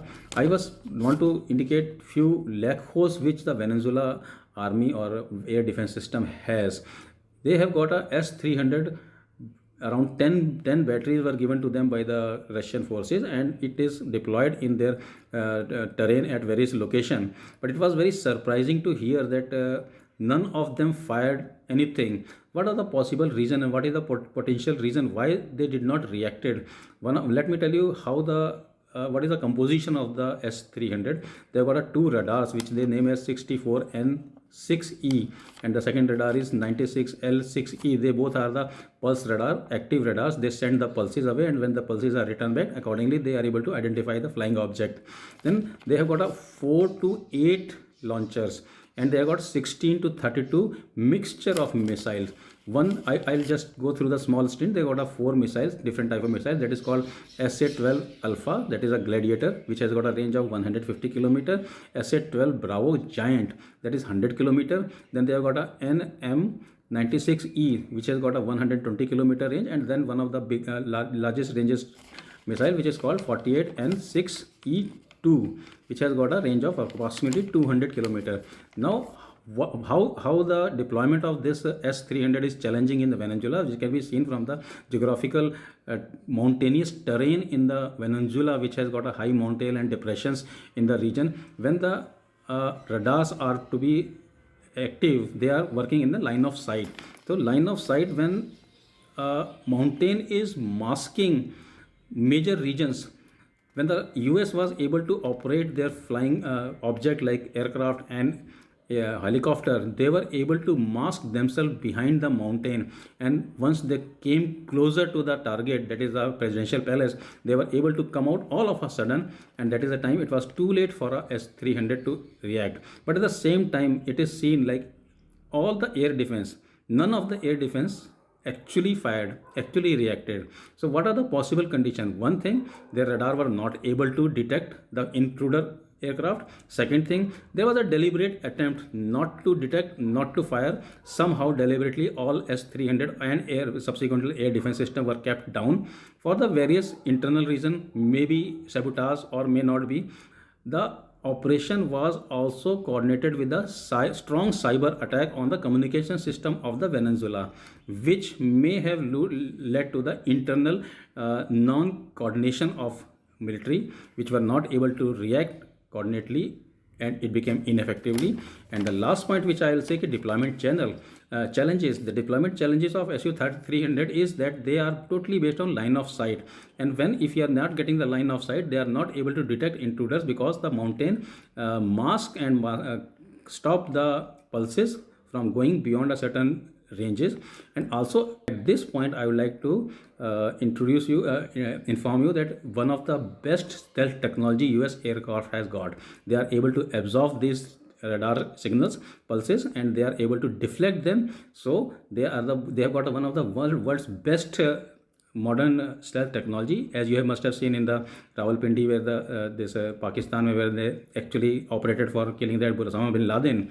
So Venezuela forces actually are very small forces. They are not they stand globally 50th in the ranking of military, and they are not a strong military as far as equipment is concerned or as far as training is concerned. They are not in active war. They are not prepared for these kind of operations, and their strength is also very low. 1,15,000 is the active military person, and around 2,20,000 is the paramilitary forces they have got. So it was a operation where a very air superior forces acted on a not so great military.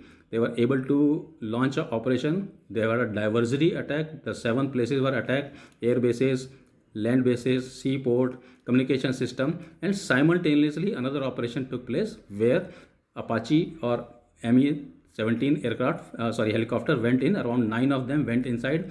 They neutralized the military security cordon, and they were able to take away the president and his wife. So military-wise, it was a very clean operation, very stint, and a big, good case study for the rest of the military, I must say. And politically, a lot of things can be said, but military-wise, definitely, it was a very clear air superiority, well-coordinated operation. Lasted only for 30 minutes, followed by the 6 to 7 hours of diversity bombing. So I must say, Su-300 may not be blamed for it. There are other political reasons. There may be sabotage. There may be internal agents sitting there who might not have asked them to attack, or there may be gruntle journalists who might have kept quiet for the reason best known to them. But yes, this operation is a very good, very well coordinated operation for the US forces. All right, viewers, time to slip into a short commercial break, but don't go anywhere. Coming up, Tukre icons stay in jail because they have been denied bail by the Apex Court. Coming up next.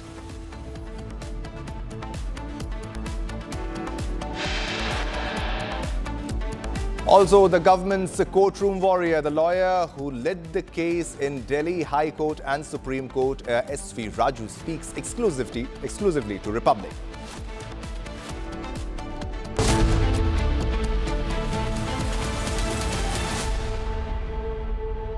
आधे bowl दही में 4 चम्मच MDH चटनी पुदीना मसाला डाला, stir करो, पुदीना चटनी तैयार। MDH चटनी पुदीना मसाला।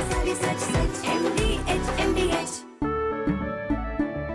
केसरिया से मन जोगी हुआ रे, दिल झूमे देखो मतवारा हुआ रे, केसरिया से मन जोगी हुआ। हर पल मनाओ केसरी त्योहार। विमल, बोलो जुबान केसरी। आर प्योर सूजी पास्ता उबालो, मिलाओ और खाओ, 8 मिनट में तैयार। क्या टेस्ट है सबका राजा R pure masala. These are not media trials. These are strong campaign-based issues. Journalism which has brought the truth out. The only thing that sustains is public interest. Public interest is national interest. What happens when AI comes in a big way? How many jobs does it create? And how many jobs does it take away?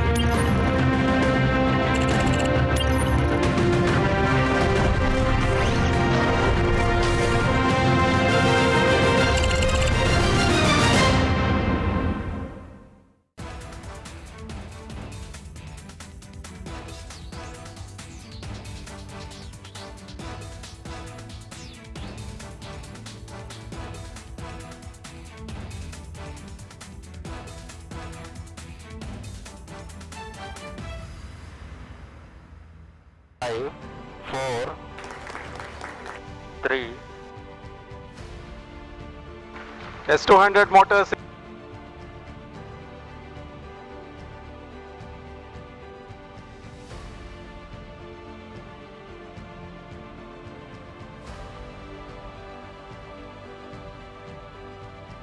Plus 20 seconds.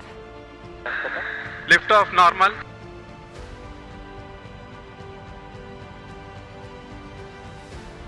L40 stages are ignited. Plus 5 seconds. Plus 20 seconds. First stage performance normal.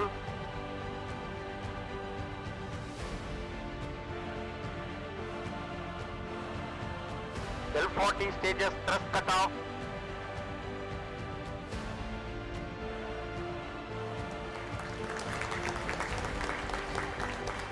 Plus 5 seconds.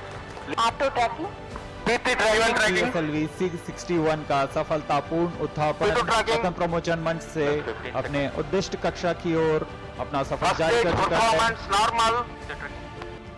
There's a magnificent 2, 1.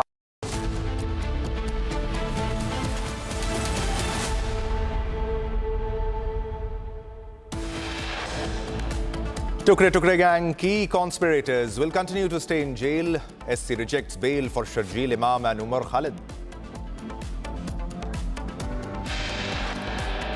Supreme Court makes strong observations, rules that Imam and Khalid are on a different footing than other accused.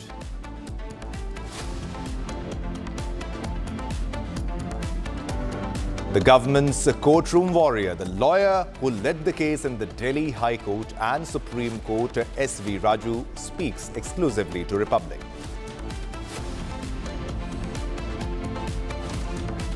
Former ASG S.V. Raju speaks about how Tukre Tukre gang orchestrated the Delhi riots, says gang wanted a regime change.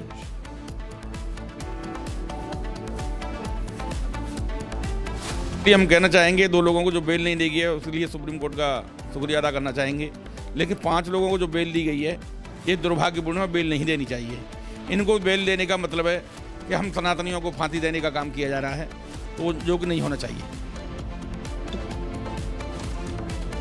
The victim families question bail to other 5 accused, demand Umar Khalid and Sharjeel should be hanged.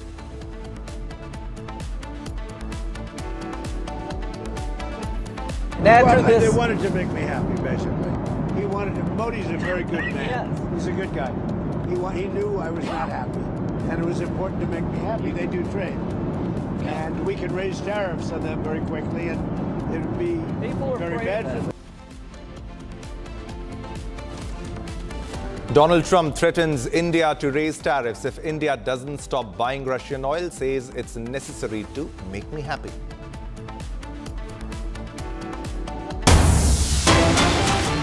All right, viewers, there's a very big breaking news that is coming in right at this moment, and this is from Delhi. Street hooliganism in Delhi's Lakshmi Nagar area.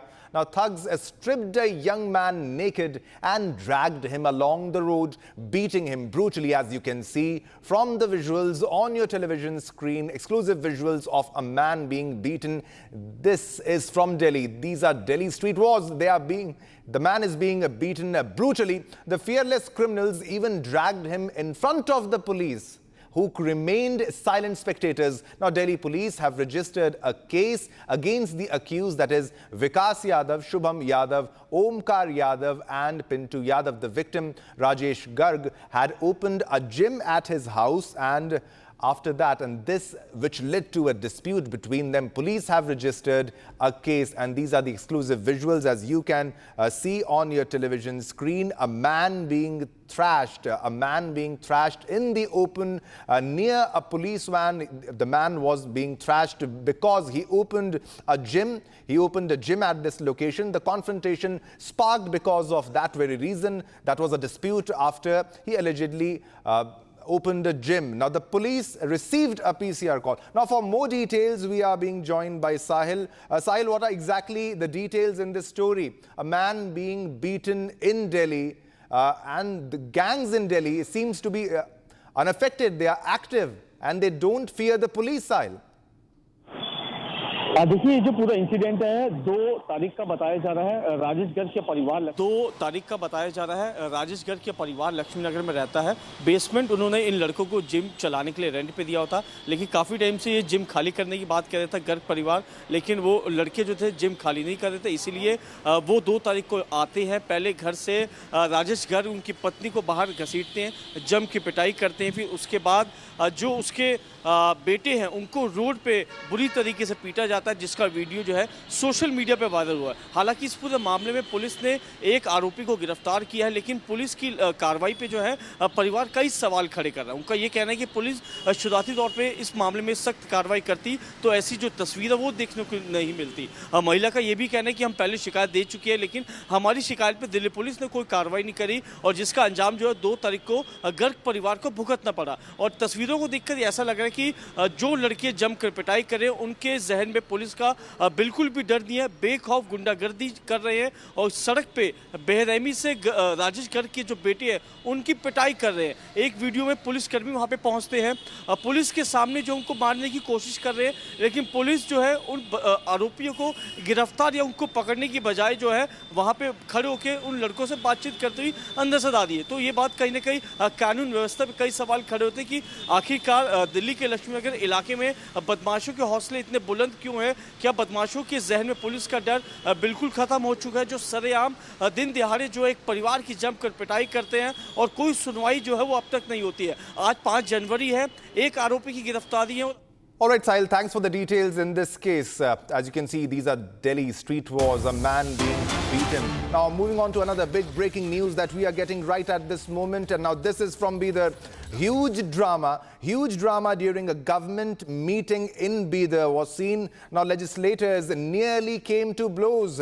A huge fight between legislators and turned physical too. As you can see from the visuals, there's a scuffle that is happening and the fight came to blows. A huge fight between legislators and this turned physical too. Now, BJP MLA Sidhu Patil and Congress MLC Bhim Rao fight during KDP meeting and nearly come to blows. And this nearly come to blows, as you can see, they're about to hit each other. As you can see, the visuals of the scuffle. Now, this comes exclusive. These exclusive visuals are from Bidar, Karnataka. As you can see, the police intervened and then they stopped. Now, this could have led to serious injuries to both of them because they were about to exchange blows. Exclusive visuals on your television screen from Bidar, Karnataka. BJP MLA Sidhu Patil and Congress MLC Bhim Rao fight during KDP meeting. Now, we are being joined by Abhishek. Abhishek, if you can share the details exactly why this scuffle broke out, what is the reason behind both of them fighting? Shivam, it is believed that both of these leaders had to start a quarrel because of the land which was encroached in the forest area, and after which we have also been told that the Hunnabad MLA Sidhu Patil and two MLCs, Devna Patil and Chandrasekhar, were discussing if the rules and regulations had been followed with respect to the encroachment or the usage of the forest land. And also it was blamed on various other political leaders, and this is why the fight broke out between these legislators. And after a heated argument, it also turned out to be a physical fight as well, when the police had to intervene in between these political leaders to stop the ruckus which is already mounted on all of them. And also, people, the officials who were present there were the prime witness of this incident. And we've also been told that the KDP meeting, which happens every month, this particular meeting was happening in the Zilla Panchayat hall of the Bidar city, and this was basically concentrating on the land encroachments in and around Bidar. So at this point of time, this is the will be taken or considered by the local police, by any of the politicians as of now. Shubham. All right, Abhishek, if you can give us more details, when, who actually started the fight? If you can share details of that too.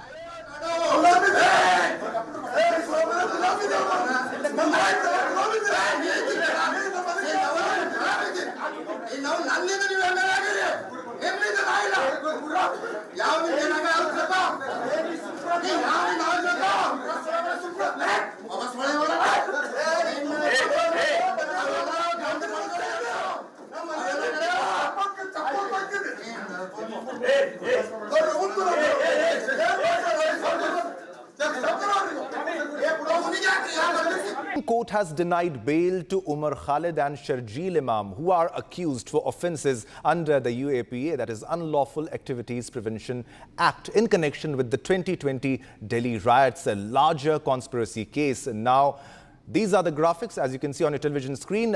Those who have received bail and those who won't, those who haven't received it. Now, Sharjeel Imam and Umar Khalid will be staying in jail, and these are the other 5 accused who have received bail, which is Gulfisha Fatima, Miran Haider, Shifa Rahman, Muhammad Salim Khan and Shadab Ahmed. The court ruled that material on record discloses a prima facie case against Khalid and Imam. The court said that delay in trial can serve as a trigger for judicial scrutiny, even in cases involving offences under the UAPA, like the present ones.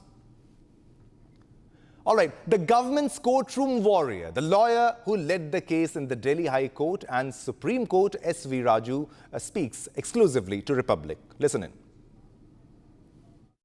Good morning, Mr. Raju. This is Arnab here. Very good morning. Thank you. Many congratulations, because you've been the person behind this. Good morning, Arnab. How are you? Very well, sir. Very well. Thank you for joining us, sir. This big morning, big decision. How are you viewing the judgment, sir? You worked so hard on this. See, I'm in Ahmedabad, so I've had a look at what. So, Am I audible? Yeah, loud and clear. Please carry on, sir. We can hear you. Hello? Yeah, absolutely you are. Please carry on, sir. I heard what the learned judge pronounced in the court. And I found the judgment to be very well written, very well articulated. And the learned judge has considered all the points, legal as well as factual points, and given a very balanced judgment. And I have to look at the reasons why the other 6 have been granted bail. Other accused have been granted bail. And I will comment only after I see the judgment. Maybe as far as the role is concerned, the learned judges must have felt that their role is slightly different, or different as far as Sajil Imam and Umar Khalid are concerned. Yeah. The basic argument that was put here by the defendants, Mr. Raju, the fundamental argument is that the trial has gone on for too long. The court has said that that does not make it a case for bail. They've looked at the severity of the offense itself. The law, Arnab, is not that delay by itself entitles you to bail. But in this case, we were able to demonstrate that the delay, if any, was caused mainly by the accused. The accused, if they are responsible for the delay, then they can't have benefit of their own wrong. So there is a judgment of the Delhi High Court which said that as far as the trial in this case is concerned, the delay is mainly attributable to the accused, and therefore that must have gone a long way in rendering judgment as far as delay is concerned. We had demonstrated the number of times the accused did not argue the matter, the number of times they sought adjournments, and delay, if any, was attributable mainly to the accused. Why was that the case? What was their strategy? Why was delay part of their strategy? If you see the number of times they were trying to get this whole thing adjourned, what was the strategy behind delaying it? How was that benefiting their own client?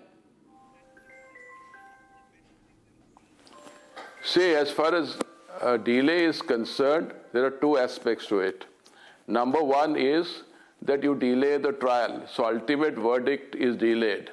Number two, you are confident or you are aware of the fact that you may not get bail on merits because of merits you have a hopeless case. Therefore, what do? You delay the trial and then say, forget the merits, look at the delay, there's no fair trial, grant us bail. That seems to be the tactic. What is the larger message sent out, sir, to all the people who are behind this? Let's go beyond the technicalities.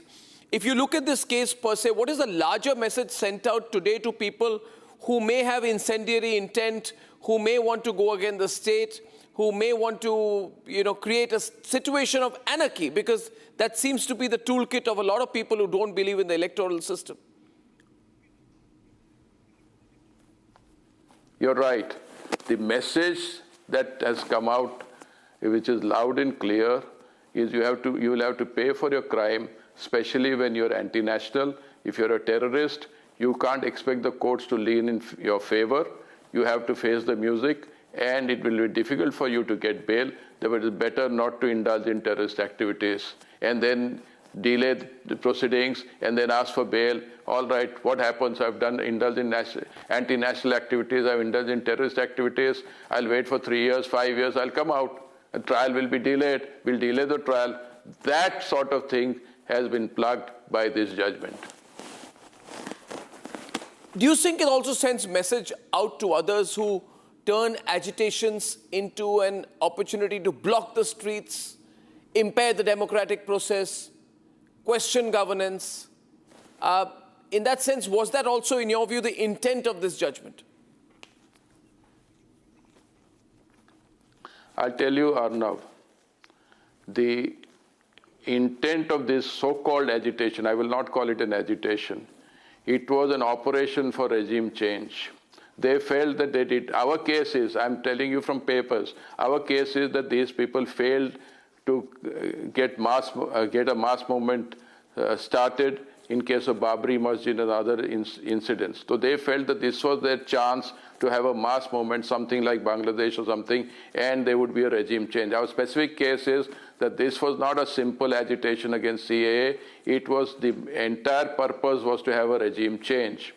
And that was the purpose. All the CAA and the poor people were hoodwinked, and they were sought to be made victims by asking them to participate without realizing what the actual motive and intention was. To some extent, I must tell you, Arnab, the fact that American lawmakers have supported the bail gives some credence. I may not say 100% that maybe this so-called regime change was engineered from outside. I'm not making any allegations. I'm only guessing. It's in the realm of suspicion. Otherwise, why would American lawmakers be interested in a case in India?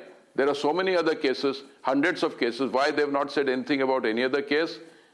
And they have not read the judgment. They have not read the earlier judgment of the High Court. They have not read the case papers. They have not seen the evidence. They don't know what the Indian law is. Indian law is totally different from the English or American law as far as terrorist activities are concerned. And straight away they issue a statement that to give him a bail. Asking the court to deliver a particular type of judgment, according to me, amounts to contempt, amounts to interference with the administration of justice. If these people were in India, probably they would have been hauled up for contempt. Yeah, I mean, they have spread this canard. Yes, sir. Over the last few days, they've spread this canard, Mr. Raju, especially internationally, Mamdani, 10 US lawmakers, that there's been no legal process. These poor chaps have got no legal support. They've not been through a trial. They are being incarcerated without trial. That's been their core attempt. I find it very interesting what you say there, that this is not, therefore, this proves the case, doesn't it? That this is not innocent. You have described Umar Khalid and Sarjil Imam as the intellectual architects of the conspiracy. But the problem with these people is, you also say those projected as intellectuals are more dangerous because they guide and direct others. But they also keep a sliver of deniability. Yes. They keep a sliver of deniability. They won't actually go and burn a car, but they will incite other people to burn a car, to block the roads. So they've always got this sliver of deniability. They've always got this way in which they can guide a riot and then get away at the last minute. So you think this judgment will stop any further such attempts? It will go a long way in stopping such attempts, Arnab, and it will reveal to those potential terrorists who are waiting in the wings to refrain from such activities, feeling that they may not get bail, and even persons who were victims, not victims who were killed, but victims who are misguided into taking part in the agitation will also be now feel wary about it, and they will also keep their hands off. This is what I feel. But then at the same time, you've separated the role. You've separated the role from in this case, from Omar Khalid, isn't it, Rhythm? Omar Khalid and Sarjil Imam have been put in one category, and 5 others have been put in another category. Why is that? Yes, I think the main reason for that is because their role was more severe. I'll tell. Yes, yes, go ahead, Mr. Go ahead, sir, please. Go ahead. They are the masterminds. So masterminds stand on a different footing.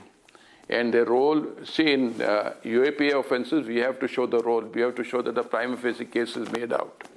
Even these courts have said, even if a prima facie case is made out, if there's delay, we'll ignore the prima facie case and grant them bail. That is what the law is, because that violates Article 21. But where the role is severe, the courts have felt that the role of these two persons are totally different. The roles are severe, and therefore they have to be treated separately. That is what I feel. I have not read the judgment, but I'll come back on this after I go through the judgment. But you also said that Omar Khalid particularly, Omar Khalid, you know, Mr. Raju, I had played a role in exposing the JNU Tukre gang. This was, by the way, you know, a hashtag that I coined at that time, Tukre gang. Omar Khalid is interesting because he was the person who delivered that Bharat Tere Tukre Honge slogan, but he's denied it all the time. He's denied it. He's become more cautious. He tried to be careful. So what is his mentality that you see of Omar Khalid here, sir, and his role? See, nowadays, a trend has emerged where the masterminds try to cover their track and see that there is no evidence which is there which can pinpoint to them. But the Delhi police have done a wonderful job. They pointed out everything. They pointed out regarding his speeches, etc. I'll tell you why Umar Khalid and Shahjil Imam are dangerous. They are not ordinary persons who orchestrated a simple agitation or a protest. These are the persons who said, cut off Assam from India. Cut off Assam from India, break chicken neck. How can you say that these persons are ordinary terrorists?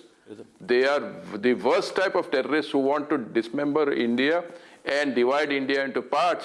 And Umar Khalid is instrumental in supporting the cause of India. Tumhare tukde tukde, Bharat tumhare tukde tukde honge. How can these persons be given the same treatment as far as bail is concerned as compared to other maybe terrorists who have undergone 5-7 years, but they've done one act of terrorism. I'm not saying that they are not terrorists. They still deserve a harsh treatment, but they have to be treated slightly different in the matter of bail, not in the matter of grant of sentence or imposing of sentence. So I just want to have one question on the wider web, and then I'll hand over to Rhythm. Mr. Raju, my concern is always of the wider web. As you have rightly pointed out, there is a wider web, and in my view, the wider web also includes political parties, political personalities who played a role behind them. So we can't really be sure who the mastermind is. The mastermind could also be political. What about the role of political parties in encouraging these kind of people? You know, what becomes their role? There were a lot of people involved. There were question marks raised. There was a meeting where Yogendra Yadav was also present and other so-called political activists were present. I'm sure you've seen the picture of the meeting during the CA protest where these people are sitting together and planning. I've seen the picture. What about that? Arnab, it is essentially, I'll tell you, it is essentially a role of the police. It is for the police to find out or fathom the evidence against these persons. Supposing whosoever he is, he may be a leader in a political party, but if there is evidence, I'm sure the Delhi police would have gone after him. The fact that they have not been named and accused, today there doesn't seem to be any evidence to charge sheet them. But tomorrow, if they find that there is some evidence, they were instrumental, their intention was not simply remain present in a meeting, then definitely Delhi police still is investigating into certain aspects. They'll go after it. But today, according to me, there is no evidence, and I can't comment on an investigator's role.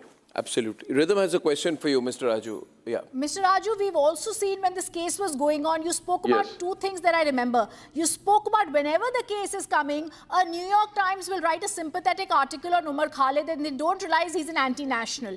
Not only him, but also this 7-8 minute video that was given by the Delhi police played in the Supreme Court where Shahjil Imam also tries to show anything and everything that can mobilize a certain community, where he says, court ko nani yaad dila denge. It's very clear they wanted any excuse to try and mobilize a community. And one other thing, this was not only about Delhi and essential services in Delhi, which the Supreme Court spoke about as being an essential part of UAPA charges. This was pan-India. The affidavit also speaks about Uttar Pradesh, where there was widespread violence breaking out in 20 districts. In Assam, violence was there in Guwahati, Dirbhunga, Kamurup.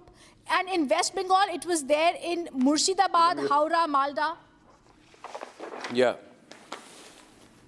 Continue. I think you have his attention. You have too many questions in one question, right? The question that I'm only asking is, if it was pan-India, it is no longer only related, sir, to Delhi. Then there should be a harsher punishment and they should be called out as what they are, terrorists.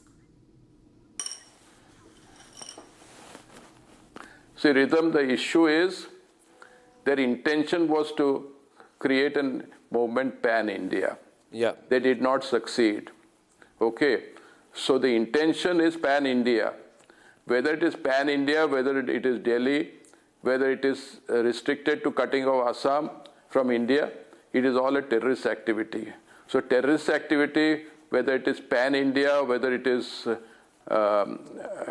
only restricted to Assam or Delhi, is a terrorist activity. So you will be punished. You're right. At the stage of granting of punishment, deciding what punishment is to be given, at that stage, this might be a necessary or a vital consideration. I think the point that you are making, which is very important for everyone, Mr. Raju, is that this was a pre-Bangladesh, pre-Nepal operation with the same intent, a pan-India change of regime with global backing. This was not happening locally. It was deep-rooted, meditated, pre-planned, hatched by these people. But, and this is my final question to you, Mr. Raju, it resulted in the death of 53 people. Right? So consequentially... And 530 were injured. And 530 were injured, including yes. Policemen and police women, if I may add, sir. So... Yes, IB officers. Yeah, so you had told this court, what I really liked about your arguments and the way you were presenting it is that, you see, Rhythm, Mr. Raju was broad-basing it. He was talking about regime change. He used the word economic strangulation, and he talked about engineering communal rights. So he spoke about a triad of circumstances.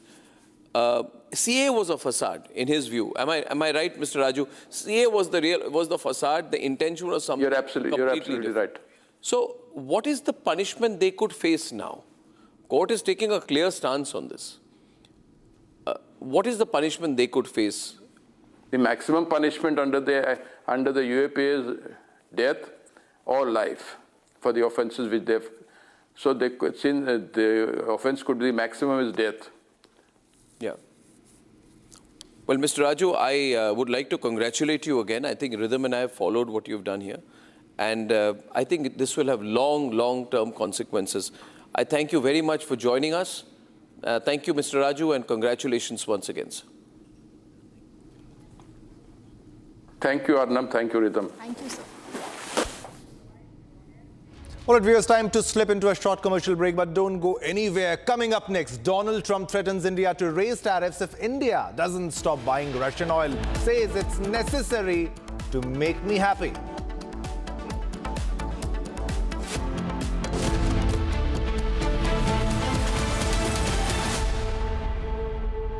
आधे bowl दही में 4 चम्मच MDH चटनी पुदीना मसाला डाला, stir करो, पुदीना चटनी तैयार। MDH चटनी पुदीना मसाला। QSMTHE, the world's foremost university rankings organizations, have ranked Amity amongst the top 3% universities globally, making it among the very few Indian universities to be included in both rankings. Yet another top ranking for Amity University.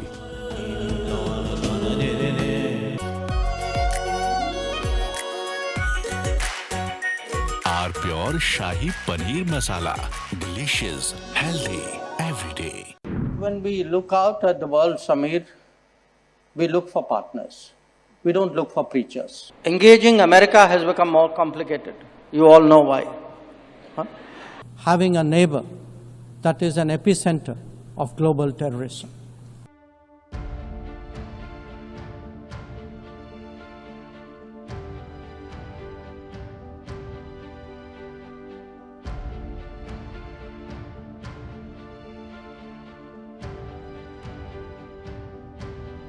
India in 2025 saw many international diplomatic moments of India's External Affairs Minister, Dr. S. Jaishankar, who literally turned international politics and the diplomacy that comes with it into an art of savage roasts. From jeering comments on Pakistan to calling out Trump and Western hypocrisy, here are the top roast moments of the year 2025, where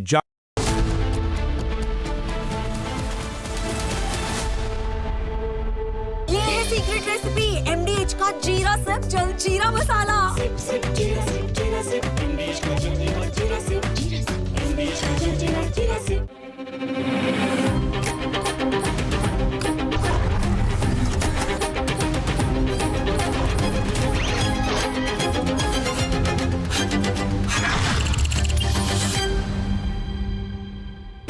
pure सूजी pasta उबालो मिलाओ और खाओ 8 minute में तैयार। क्या taste है सबका राजा R pure masala.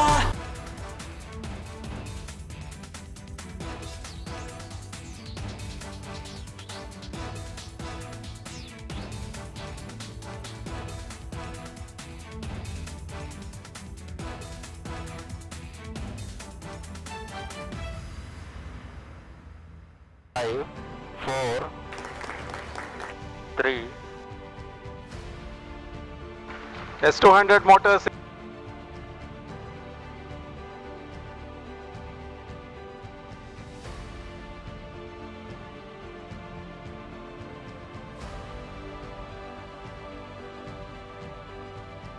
Plus 20 seconds. Lift off normal.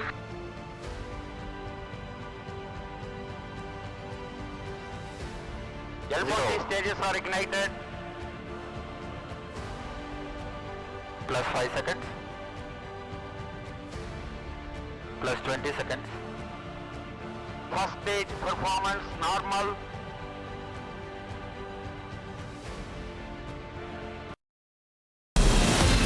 From Asia's largest news headquarters, setting the agenda for Bharat.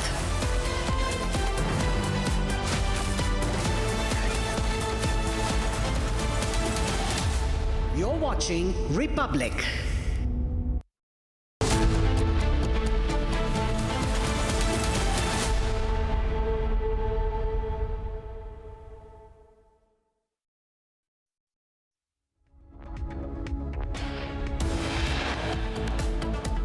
Tukra gang key conspirators will continue to stay in jail. Supreme Court rejects bail for Sharjeel Imam and Umar Khalid.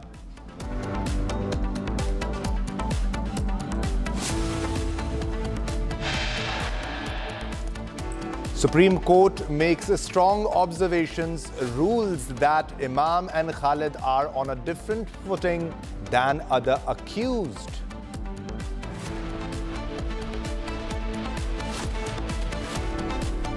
The government's courtroom warrior, the lawyer who led the case in the Delhi High Court and Supreme Court, S.V. Raju, speaks exclusively to Republic.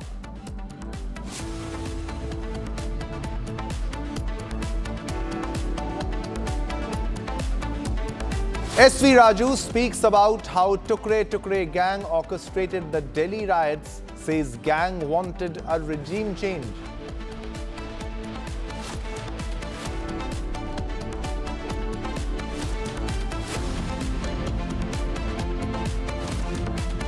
हम कहना चाहेंगे 2 लोगों को जो bell नहीं दी गई है उसके लिए सुप्रीम कोर्ट का शुक्रिया अदा करना चाहेंगे, लेकिन 5 लोगों को जो बेल दी गई है ये दुर्भाग्यपूर्ण है, बेल नहीं देनी चाहिए। इनको बेल देने का मतलब है कि हम सनातनियों को फांसी देने का काम किया जा रहा है, तो जो कि नहीं होना चाहिए। Victim families question bail to 5 other accused, demand Umar Khalid and Sharjeel Imam should be hanged.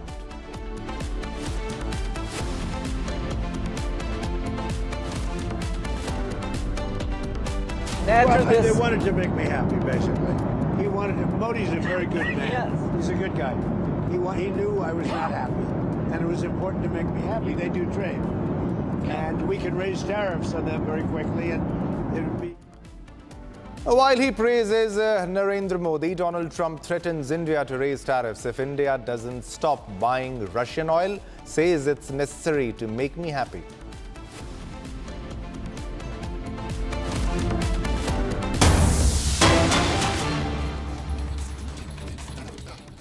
All right, viewers, this is a big breaking news that is coming in right at this moment. Exclusive visuals too.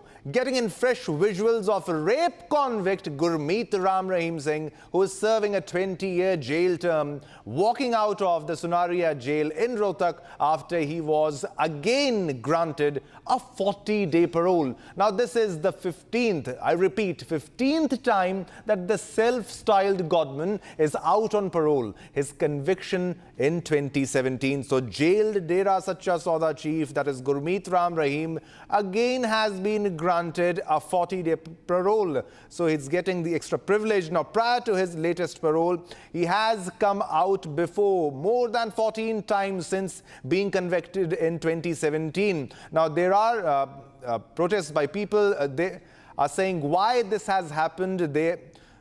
Dera Sacha Sauda chief Gurmit Rahim Singh, serving 20-year jail term for raping 2 of his disciples, is lodged in Sunera jail and now again a parole. Now we are being joined by Lalit for more details in the story.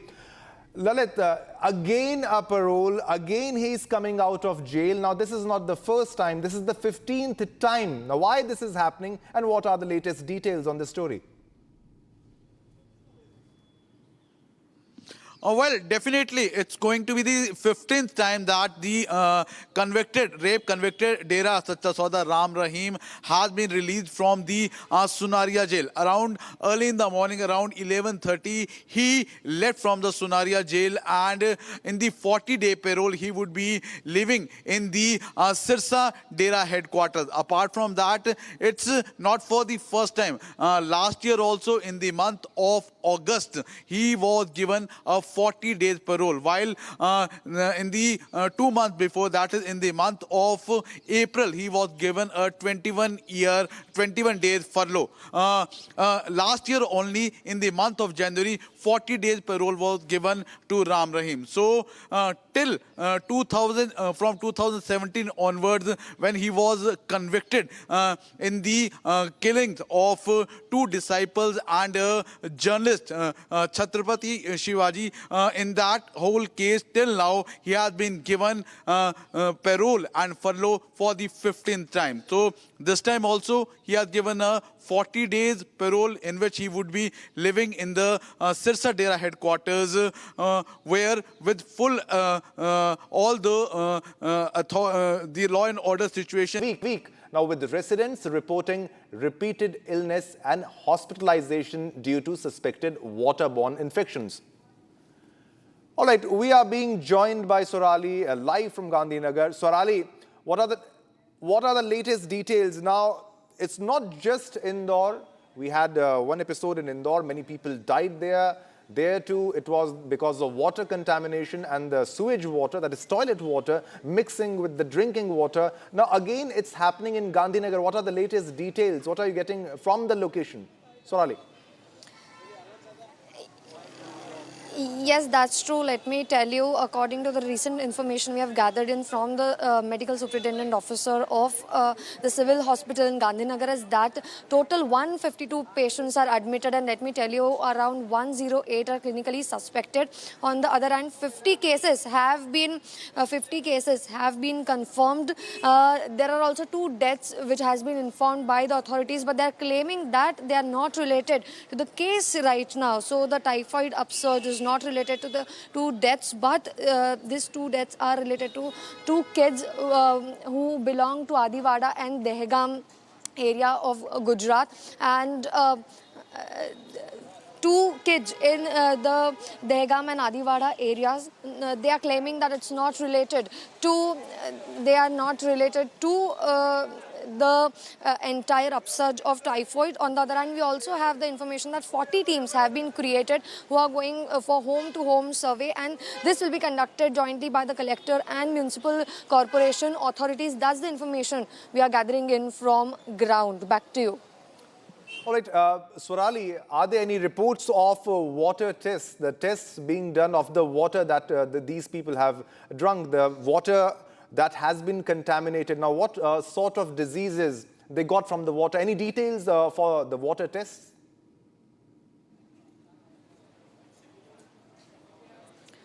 See, here, if we talk about the Gandhinagar upsurge cases, let me tell you that most of the cases are of typhoid right now. A special ward was being set up in the Gandhinagar Civil Hospital. That was the information we had gathered in initially. And now we are getting this information. The teams are going for survey right now. We are getting the information about typhoid, but it is to be seen what comes up in the investigation next. Case from Bengaluru, and we have a correspondent joining from Bengaluru. Abhishek, give us the details of what's happening in Bengaluru. We covered what happened in Indore. Now, drinking water or the water which has been used for the food purpose. The exact location, what is being shown on the visual, is the place which has been identified by the BWSSB, that is the Bangalore Water Supply and Sewerage Board, where the contamination or the mix-up of the drinking water with the drainage water has happened for the last 1.5 months, including infants and up to elderly persons who are the residents of this road have continuously visited the doctors and the hospitals to make sure that their health is getting back to normal. All the civilians decided that they had to bring this matter to the notice of the BWSSB, and after which the chairman of BWSSB, Ram Prasad Manohar, immediately ordered a strict action on the issue. He mentioned that the officials and the staff on ground will have to work 24/7 to make sure that all the pipelines will have to be changed immediately. So these are the pipes which have been laid on road. The JCB is making sure that the pipes will be replaced immediately. And also the people have stopped using the supply of the BWSSP water and they've shifted to the drinking of the different supply of water. Avoid traffic congestion.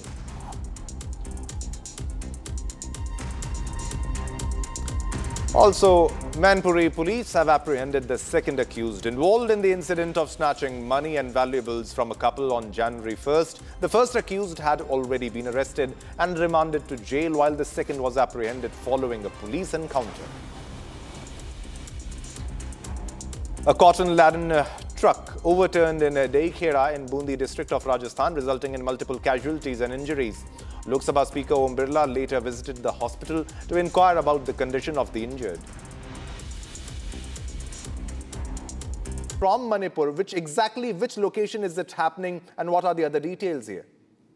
Yes, Shivam, this incident took place, that happens today early morning at around 5:40, where the first ID blasted in one abandoned house that has been abandoned since 3rd May, and the house has been the house owner has been identified as one person called Money, and just after the ID blasted, 3 rounds of ID mortar shells, Pompey bomb have been fired from the hill range, suspected to be fired by the armed Kuki militants. And due to the incident, 2 villagers were injured. They are identified as Induvla and Sorum Sanatomba. And as the incident took place, there is still tents, and the public and all the villagers are still gathered in the same area. The incident where the place where the incident took place is known as Nanukon area that falls under Bijapur district and Phagakchau police station.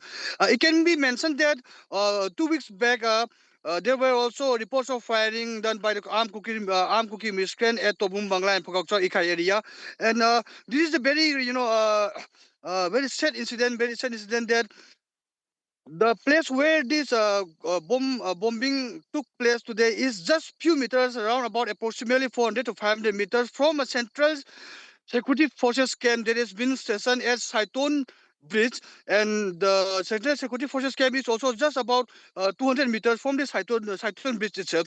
And following the incident, district police officials, district administrations, top-ranking officials. Thanks for the details. We are moving on to another big breaking news that is coming in right at this moment. Big breaking.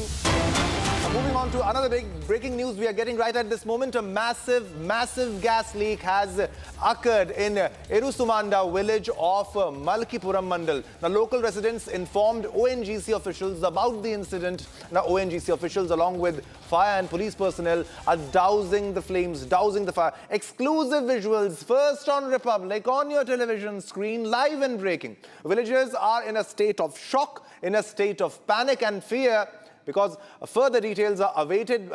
Balakrishna, fire department officer, was giving us the latest details on what happened, and these are the exclusive visuals as you can see on your television screen. Now, gas leak feared as ONGC pipeline affected after loud explosion in this location. Exclusive pictures on, exclusive visuals on your television screen. Now, this is coming from Andhra. A massive gas leak occurred in Arasumunda village of Malkipuram.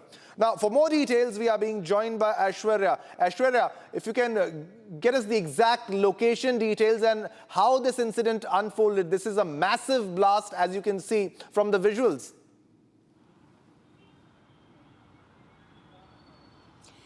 Exactly what as you rightly pointed out, this happened in Konaseema district of Andhra Pradesh, where one of the drill site of ONGC had suddenly was overpowering from and for almost 2 hours, and suddenly when there was a huge gas leak that was spotted by the locals there, who immediately informed the authorities. What we are currently learning is that the local authorities are on the way to inspect a particular drill site, and what led to this particular leak and why any casualties or what is the ramifications of this gas leak and what actually led to this particular gas leak is something that will be probed into, is what we are learning, but this was taking place 2 hours until 2 hours, but then when the locals spotted it, they saw a smell, maybe they could notice some smell which led to the locals noticing this particular gas leak in a ONGC drill site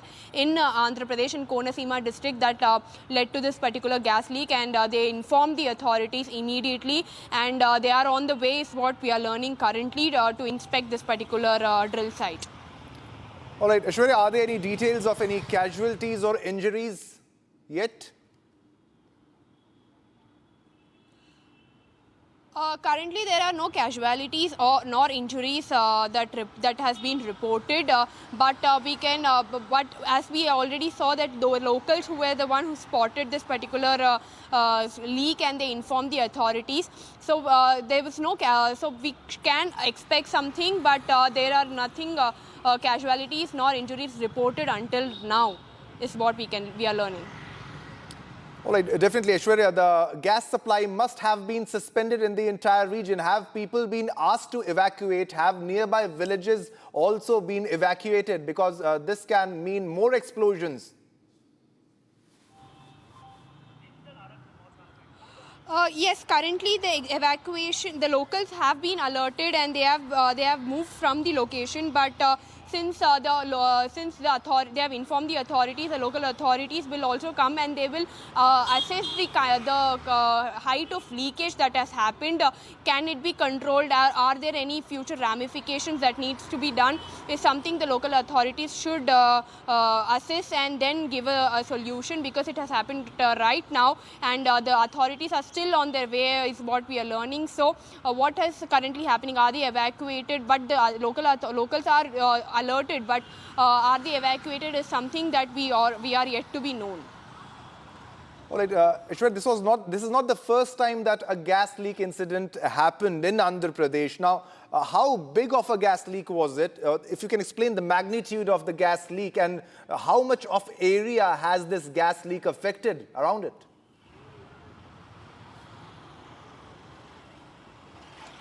What we're learning is that there was this pungent smell that led to this particular gas that the authorities, the locals noticed it first because of the smell. So the entire area was having the smell which led to the locals notice it first. But so with this you can assume the amount of leakage that happened, because what we are learning is that it was overflowing for almost 2 hours. Until then nobody noticed it or nobody knew about it.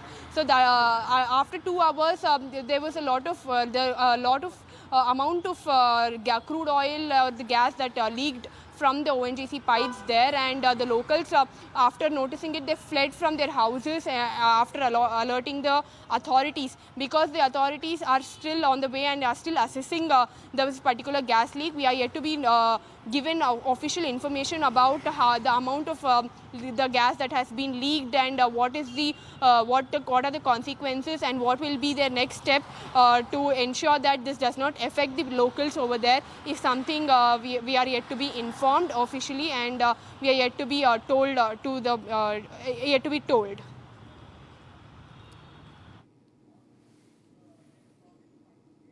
All right, so these are the visuals from Andhra on your television screen. As you can see, from Andhra, a massive gas leak has taken place in Andhra Pradesh, and these are the exclusive visuals. First on Republic, on your television screen, massive gas leak in Andhra Pradesh. That was an ONGC pipeline. All right, viewers, it's time to slip into a short commercial break, but don't go anywhere. Coming up next, the government's courtroom warrior, the lawyer who led the case in the Delhi High Court and Supreme Court, S.V. Raju, speaks exclusively to Republic.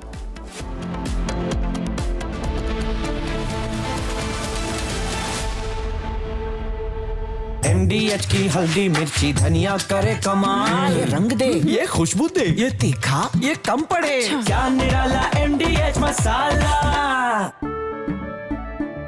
केसरिया से मन जोगी हुआ रे, दिल झूमे देखो, मतवारा हुआ रे, केसरिया से मन जोगी हुआ। हर पल मनाओ केसरी त्योहार, विमल।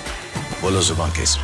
थोड़े में ज्यादा स्वाद ये तो है इसकी खास बात। वाओ मामा क्या स्वाद है। अरे मेरे राजा। When we look out at the world, Samir, we look for partners. We don't look for preachers. Engaging America has become more complicated. You all know why. Having a neighbor that is an epicenter of global terrorism.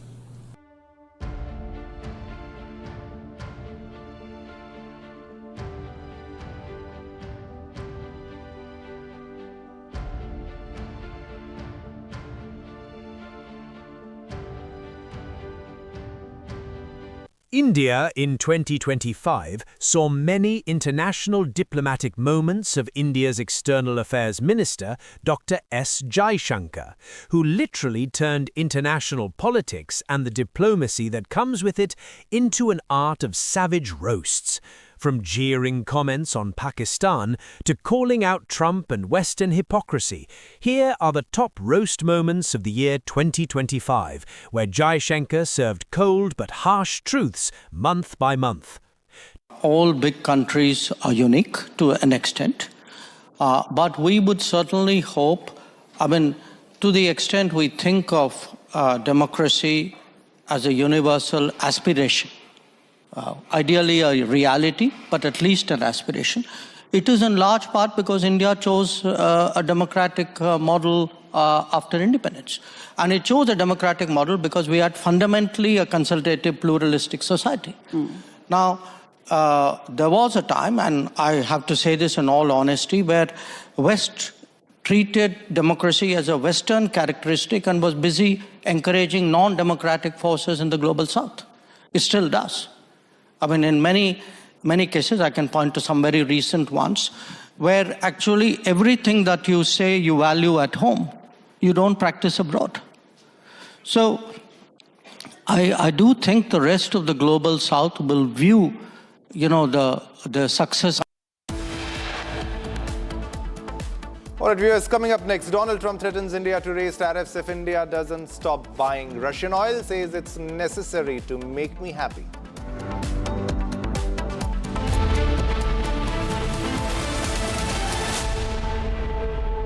ये है secret recipe MDH का जीरा SIP जल जीरा मसाला। SIP SIP जीरा SIP MDH का जल जीरा सिप MDH का जल जीरा सिप। केसरिया से मन जोगी हुआ रे, दिल झूमे देखो मतवारा हुआ रे। केसरिया से मन जोगी हुआ। हर पल मनाओ केसरी त्योहार। विमल, बोलो जुबान केसरी।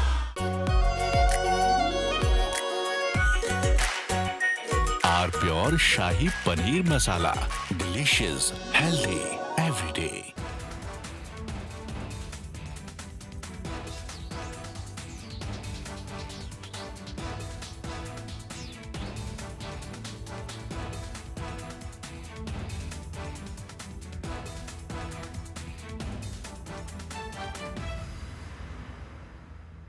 MDH की हल्दी मिर्ची धनिया करे कमाल। ये रंग दे, ये खुशबू दे, ये तीखा, ये कम पड़े। क्या निराला MDH masala. 5, 4, 3. S200 motors.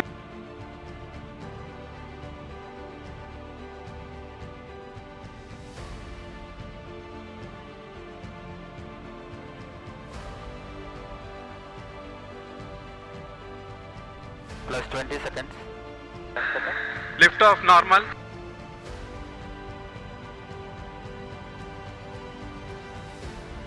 L40 stages are ignited. Plus 5 seconds. Plus 20 seconds. First stage performance normal.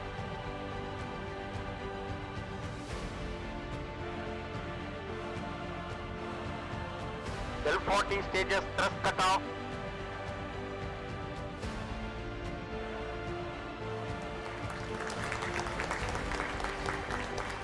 Plus 5 seconds. Auto tracking. PSLV 661 का सफलतापूर्ण उत्थापन पतन प्रमोचन मंच से अपने उद्दिष्ट कक्षा की ओर अपना सफर जारी कर चुका है। There's a magnificent 2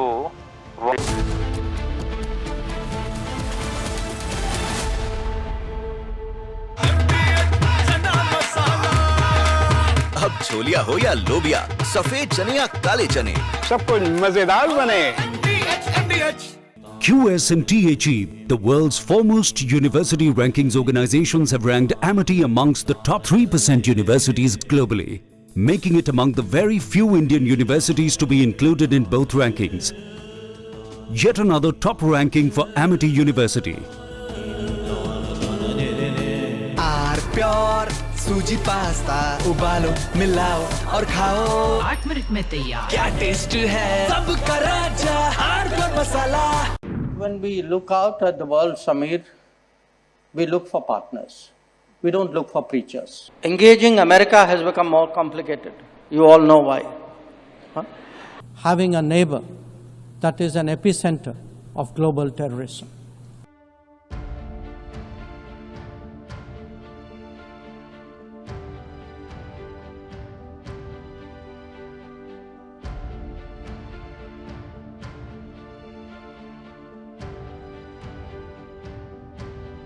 India in 2025 saw many international diplomatic moments of India's external affairs.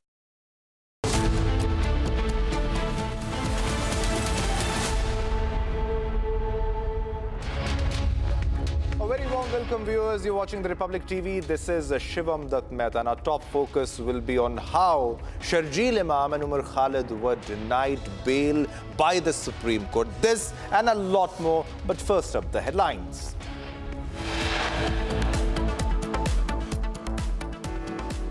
Tukre gang key conspirators will continue to stay in jail. Supreme Court rejects bail for Sharjeel Imam and Umar Khalid. Supreme Court SV Raju speaks exclusively to Republic.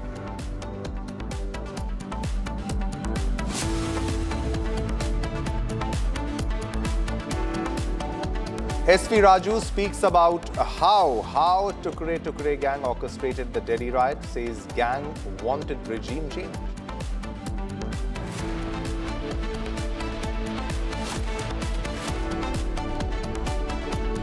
हम कहना चाहेंगे 2 लोगों को जो bell नहीं दी गई है उसके लिए सुप्रीम कोर्ट का शुक्रिया अदा करना चाहेंगे, लेकिन 5 लोगों को जो बेल दी गई है ये दुर्भाग्यपूर्ण है, बेल नहीं देनी चाहिए।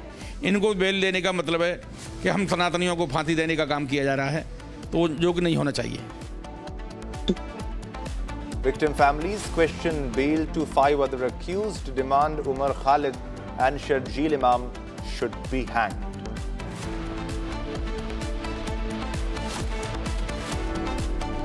They wanted to make me happy, basically. He wanted to. Modi's a very good man. He's a good guy. He knew I was not happy, and it was important to make me happy. They do trade, and we can raise tariffs on them very quickly, and it would be very bad for them. Donald Trump threatens India to raise tariffs if India doesn't stop buying Russian oil, says it's necessary to make him happy.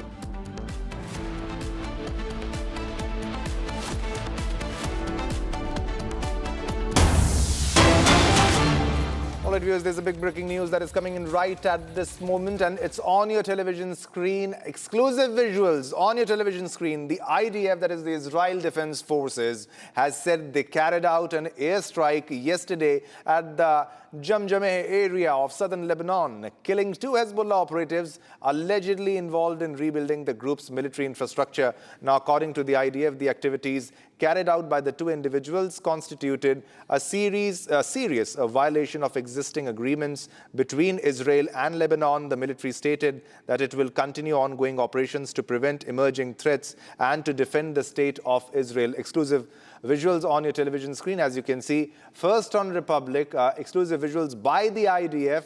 The IDF has said that they carried out an airstrike yesterday in the Jamjama area of southern Lebanon, killing 2 Hezbollah operatives allegedly involved in rebuilding the group's military infrastructure. According to the IDF, the activities carried out by the two individuals constituted a serious violation of existing agreements between Israel and Lebanon. And the military stated that it will continue ongoing operations to prevent emerging threats and to defend the state of Israel.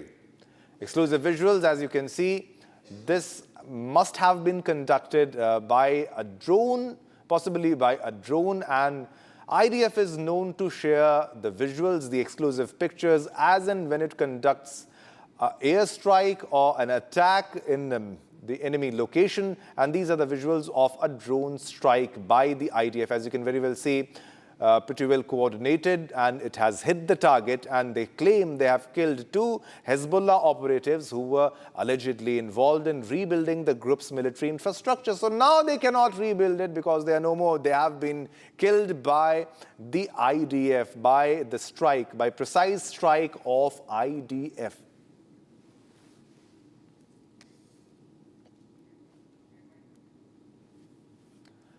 Well, viewers, let's move on to our next story. Now, deposed Venezuelan leader, that is Nicolas Maduro, will appear in a New York City courtroom today after his capture by the U.S. military in an attack that killed at least 32 Cubans. He's facing drug and weapons charges. Now, U.S. President Donald Trump said America is in charge as acting president. Delcy Rodriguez called for cooperation with the U.S., a softening in her response to the attack. Now, the U.S. is working to establish a pliant interim government in Venezuela, with Secretary of State Marco Rubio saying the focus is on setting policy and maintaining a leverage. So, deposed Venezuelan leader Nicolas Maduro will appear in a New York City courtroom today. Greetings, good afternoon. I'm in Maracaibo, Zulia State, occidental of Venezuela. The situation here, it's like a holiday day, a holiday or vacation day, because the people we don't have we don't have too much movement in the vehicles. This highway unit to two principal cities here in Zulia State, Maracaibo and San Francisco City. We make a round in all the city of Maracaibo. We can see the people in their homes, because the environment just right now is uncertain, because the government, the Vice President Delcy Rodriguez, make announce that she's announced she take oath in the presidency of Venezuela the next Monday in the morning. The National Assembly make that oath of Delcy Rodriguez with in the presidency of Venezuela, temporary presidency. Well, just right now, I can tell Maracaibo and the occidental of Venezuela that the situation just right now is in all calm, thanks calm, because the people just right now we can it's too difficult to make a prediction about what can happen in Venezuela. Today's remember the government of U.S. Donald Trump and Marco Rubio. He announced Venezuela was the government of U.S. take the administration of the country of Venezuela. That make so many reactions in all the world. Of course, in Venezuela we have reactions. So many people and with sympathy with the government of Maduro and make activities and meetings in some areas of Caracas. In Maracaibo and other cities, we don't see any meetings, but in Caracas the situation is different. So many people, the collectives and the people with sympathy with Maduro make so many reunions and meetings in protest for detention of Nicolás Maduro. That is the information here in the occidental of Venezuela. Well, if we can, if we know about something additional, we can send another contact. Greetings. All right, viewers. Now, President Donald Trump outlined a plan to help Venezuela by deploying U.S. oil giants to extract its vast reserves, now which account for 18% of global totals, but only 1% are currently utilized. The plan promises no cost to America as companies invest billions to repair infrastructure and generate profits for the people, as they say, for the people. Experts explain the challenges of Venezuelan crude risks and noted that ongoing U.S. sanctions have quarantined exports, mainly impacting China, making quick benefits unlikely amid geopolitical risks. The United States Armed Forces conducted an extraordinary military operation in the capital of Venezuela.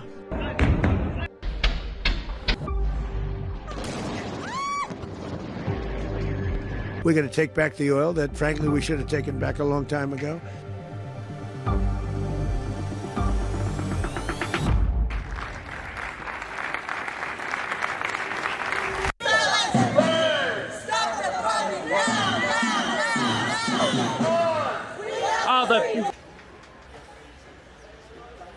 Well, you know, it won't cost us anything because the money coming out of the ground is very substantial. So it's not going to cost us anything. We will. Well, we want safety there. We want to be surrounded by countries that aren't housing all of our enemies all over the world. That's what was happening. And you don't want to have that. But we're going to be rebuilding, and we're not spending money. The oil companies are going to go in. They're going to spend money. We're going to take back the oil that, frankly, we should have taken back a long time ago.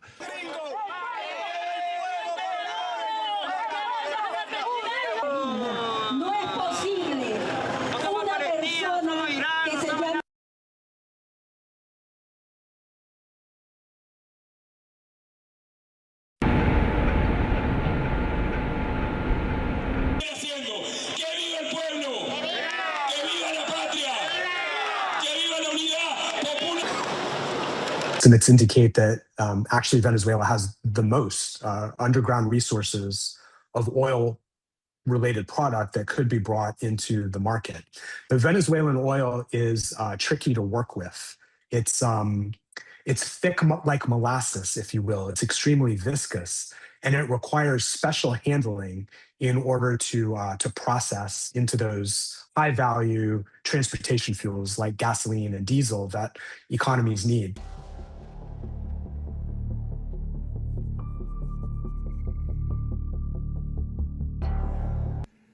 We're going to have our very large United States oil companies, the biggest anywhere in the world, go in, spend billions of dollars, fix the badly broken infrastructure, the oil infrastructure, and start making money for the country. And we are ready to stage a second and much larger attack if we need to do so.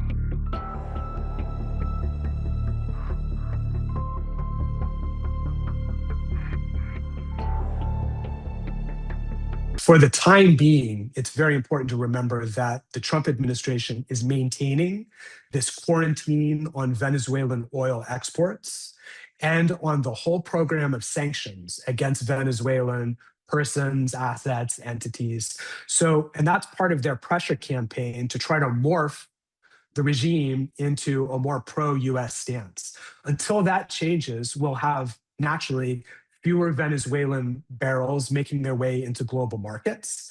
That affects first and foremost China, which was receiving all of the oil from Venezuela, except for the small amount from Chevron going to the US Gulf Coast refineries. So China is keeping a close eye, probably with a degree of concern, on what's happening in Venezuela, because they're seeing, even though it's a small element of their oil import supply chain under threat, you can't put this intervention toothpaste back into the tube. Now that we're doing things like quarantining oil exports and potentially toppling regimes, or at least leaders of oil exporting countries, the guys that are their customers, that are their importers of that oil, are going to be concerned.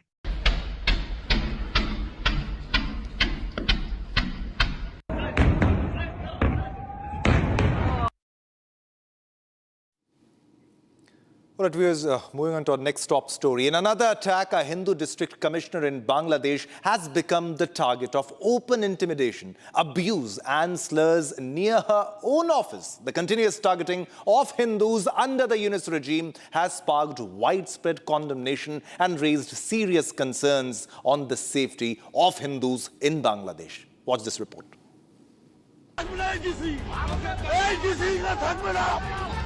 A disturbing incident from Bangladesh's Kurigram 3 constituency, where Hindu district commissioner was subjected to communal harassment, not on the streets but inside a government office. District Commissioner Annapurna Devnath, a Hindu officer, became the target of a mob after the nomination of a Jamaat candidate was cancelled. Supporters of the Jamaat-nominated candidate, Barrister Salehi, stormed the DC office premises, hurling slurs and abusive language at the district commissioner. She was labelled an ISKCON member, a stooge of India and an agent of the Awami League. Protesters openly demanded her resignation, issuing threats that she would be removed forcibly if she did not step down. This incident fits a larger and a worrying pattern. Under the Yunus-backed regime, Hindus in Bangladesh have repeatedly found themselves singled out and intimidated. This is just another incident showing repeated targeting of Hindus and minorities under the Yunus regime in Bangladesh.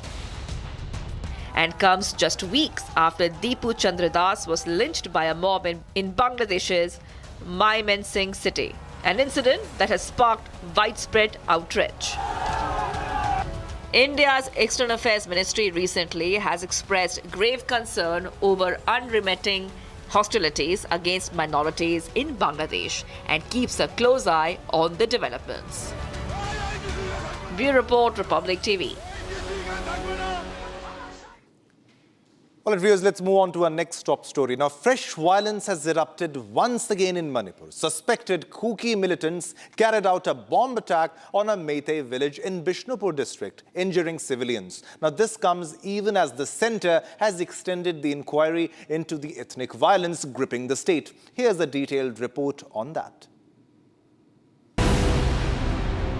Fresh explosions rocked parts of Manipur early Monday morning. Suspected Kuki militants allegedly hurled multiple improvised explosive devices into a Meitei village in Bishnupur district, triggering panic and chaos among residents. The attack took place at an Aganukon village, barely 300 to 500 meters from a Central Reserve Police Force camp.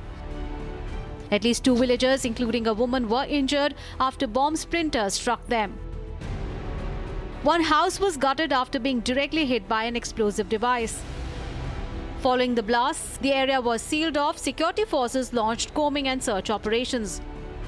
This is not an isolated incident. Just over 2 weeks ago, open firing was reported at Phogakcho village in the same district, prompting security tightening across vulnerable pockets in Bishnupur. The latest attack comes in the backdrop of Manipur's ethnic conflict between Meitei and Kuki groups. The violence in 2023 was triggered after Kuki Zo tribals living in the hill districts protested over a High Court recommendation for granting scheduled tribe status to the Meitei community members. Amid continuing unrest, the Union Home Ministry recently granted a fourth extension to the high-level inquiry panel probing the violence. Manipur is currently under President's rule, which was imposed on 13th of February last year after the then Chief Minister N. Biren Singh resigned. Well, it's time to slip into a short commercial break, but don't go anywhere. Coming up next, Tukre gang key conspirators will continue to stay in jail. Supreme Court rejects bail for Sharjeel Imam and Umar Khalid. Coming up next, don't go anywhere.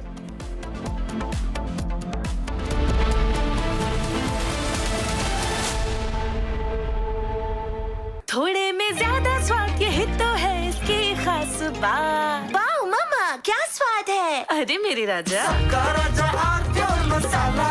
These are not media trials. These are strong campaign-based issues. Journalism which has brought the truth out. The only thing that sustains is public interest. Public interest is national interest. What happens when AI comes in a big way? How many jobs does it create? And how many jobs does it take away?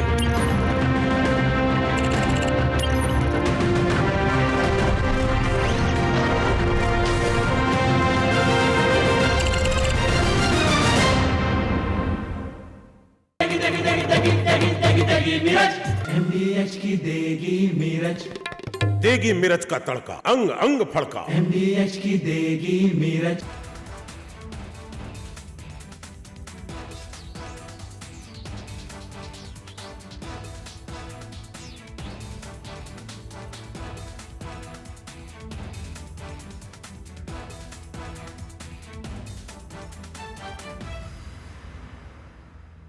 Five, 4, 3.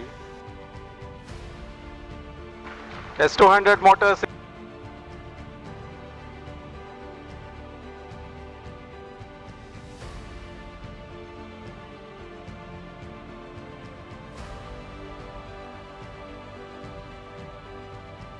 Plus 20 seconds. Lift off normal.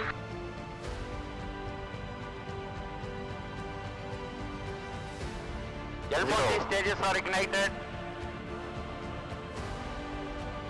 Plus 5 seconds. Plus 20 seconds. First stage performance normal.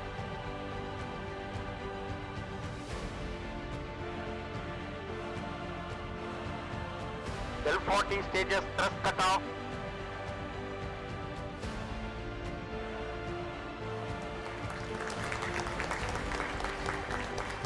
Plus 5 seconds. Auto tracking. PT driving tracking. PSLV 661 का सफलतापूर्ण उत्थापन पतन प्रमोचन मंच से अपने उद्दिष्ट कक्षा की ओर अपना सफर जारी कर चुका।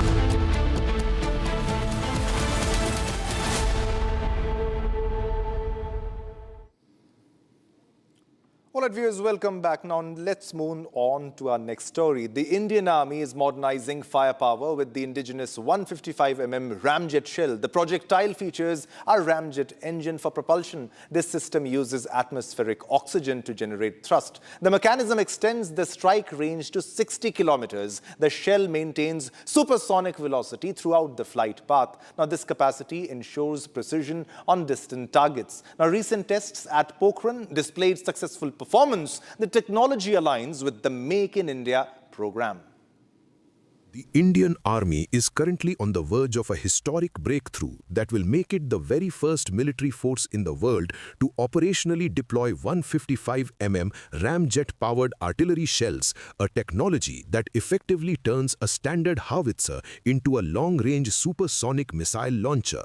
Developed in a landmark collaboration between IIT Madras and Munitions India Limited, this new ammunition has already cleared developmental trials at the Pokhran ranges and promises to double the striking range of India's artillery from the standard 30 kilometers to over 60 or even 70 kilometers. This is not just a minor upgrade, it is a fundamental disruption of modern warfare that erases the traditional safe zones Pakistan and China have relied on for decades. By integrating jet engine technology into a standard artillery shell, India is solving the biggest problem of border defense: how to hit deep enemy targets without the massive cost of cruise missiles or the political risk of sending fighter jets across the border. To understand why this is such a game changer, one must look at the simple physics of a traditional battlefield. For the last 40 years, the range of a standard 155 mm shell, essentially a heavy bullet packed with explosives, has been capped by physics at roughly 30 to 40 kilometers. Friction slows it down and gravity pulls it to earth. This created a strategic reality where enemy supply depots, command centers, and reserve troops parked 45 kilometers away were mathematically safe from Indian guns. To hit them, you needed expensive rockets or airstrikes. The ramjet shell shatters this limitation by cheating the physics of flight. It is a breathing projectile. When fired from a gun like the K9 Vajra or Bofors, it starts like a normal shell, but once it hits supersonic speeds, an intake opens up, sucking in oxygen from the air to burn onboard fuel. This turns the shell into a self-propelled jet that accelerates mid-flight, allowing it to glide at Mach 2 speeds for double the distance of a normal round. The tactical nightmare this creates for India's adversaries is hard to overstate. In military terms, this destroys the concept of strategic depth for the enemy. If a Pakistani armored division is assembling 60 kilometers from the line of control, they are currently safe from Indian shelling. They can fuel up, plan, and rest without fear. But with the induction of ramjet shells, that safety evaporates instantly. Indian artillery batteries sitting securely in their own territory can now rain precision fire on these deep targets. It forces the enemy to push their logistics hubs back by another 40 kilometers, stretching their supply lines to the breaking point. Every truck carrying ammunition to the front now has to drive twice as far, burning more fuel and facing more wear and tear simply because Indian shells can now reach out and touch them from distances that were previously impossible. Perhaps the most brilliant aspect of this innovation is its plug-and-play configuration. Usually, achieving a 70-kilometer range requires buying entirely new massive rocket systems like the Smerch. However, the IIT Madras design is built to fit inside the barrel of the guns India already owns. The same ramjet shell can be fired from the 30-year-old Bofors, the indigenous Dhanush, the tracked K9 Vajra, and the ultra-modern M777 lightweight howitzer. This means the Indian Army does not need to spend billions on new launchers. It can simply ship these new crates of ammunition to existing units, and overnight, a standard artillery regiment is transformed into a long-range strategic strike force. This backward compatibility is a logistical masterstroke, allowing for rapid deployment across the entire border, from the deserts of Rajasthan to the mountains of Ladakh. The economic logic behind this development is just as powerful as the military one. In a prolonged conflict like the one we are seeing in Ukraine, armies run out of missiles very quickly because they are complex and cost millions of dollars each. You cannot use a BrahMos cruise missile to destroy a simple truck convoy. It is a waste of money. Ramjet shells bridge this gap. They offer the range and precision of a small missile, but at a cost closer to that of an artillery shell. This allows the Indian Army to use saturation fire on distant... All right, viewers, time to slip into a short commercial break, but don't go anywhere. Coming up next, Tukre gang key conspirators will continue to stay in jail. Supreme Court rejects bail for Sharjeel Imam and Umar Khalid.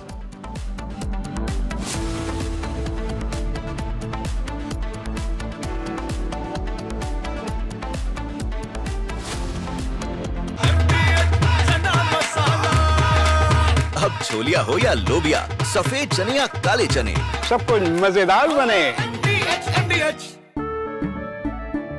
केसरिया से मन जोगी हुआ रे, दिल झूमे देखो मतवारा हुआ रे। केसरिया से मन जोगी हुआ। हर पल मनाओ केसरी त्योहार। विमल, बोलो जुबान Kesari.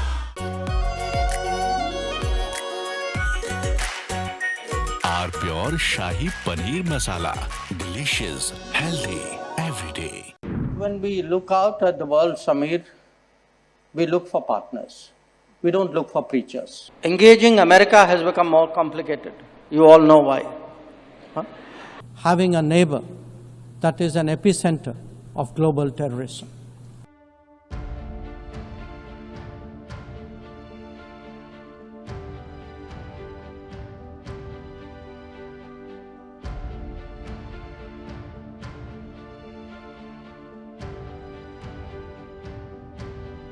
India in 2025 saw many international diplomatic moments of India's External Affairs Minister, Dr. S. Jaishankar, who literally turned international politics and the diplomacy that comes with it into an art of savage roasts.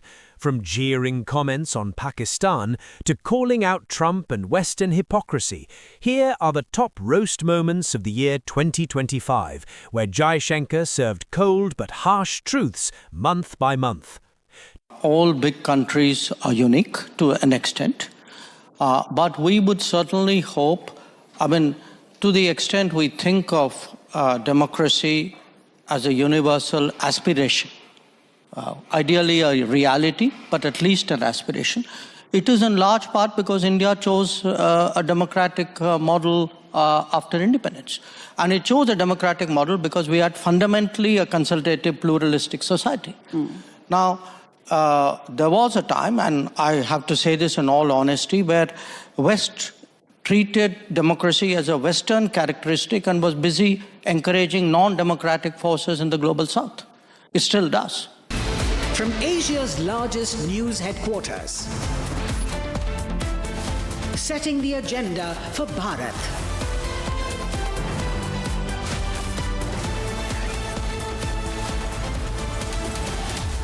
You're watching Republic.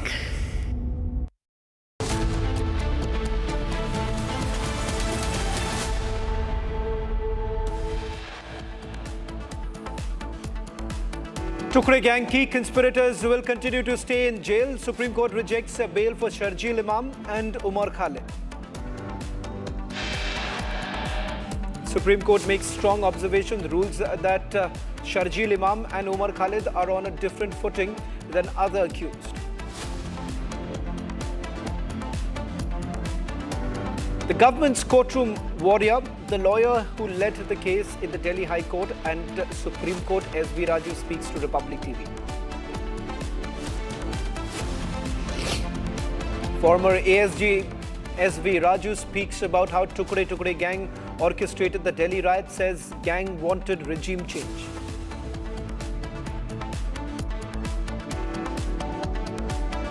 हम कहना चाहेंगे 2 लोगों को जो bell नहीं दी गई है उसके लिए सुप्रीम कोर्ट का शुक्रिया अदा करना चाहेंगे, लेकिन 5 लोगों को जो बेल दी गई है ये दुर्भाग्यपूर्ण है, बेल नहीं देनी चाहिए। इनको बेल देने का मतलब है कि हम सनातनियों को फांसी देने का काम किया जा रहा है, तो जो कि नहीं होना चाहिए।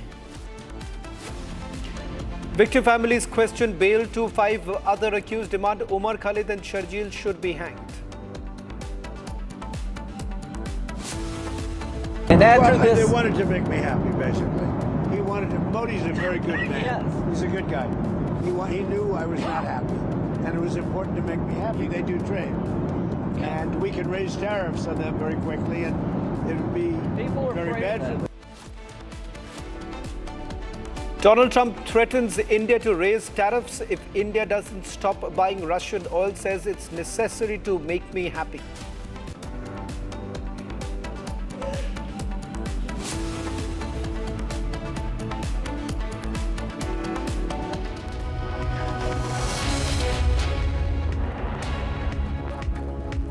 It's 4 p.m. and you're watching Live at Breaking with me, Shavan Sen. We're starting this edition with some breaking news now coming in from Andhra Pradesh, where a gas leak has now been reported. This is from the Irusuman, the village of Malkipuram Mandal.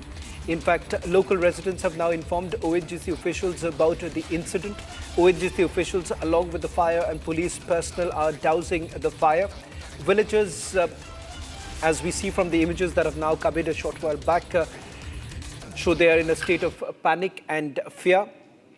Further details are awaited right now. In fact, fire department Officer Balakrishna has spoken a short while back, giving us a sense of what's really happening on the ground. On your screens, these are the images that came in just roughly 30 minutes ago. And this is what you see right now. This is from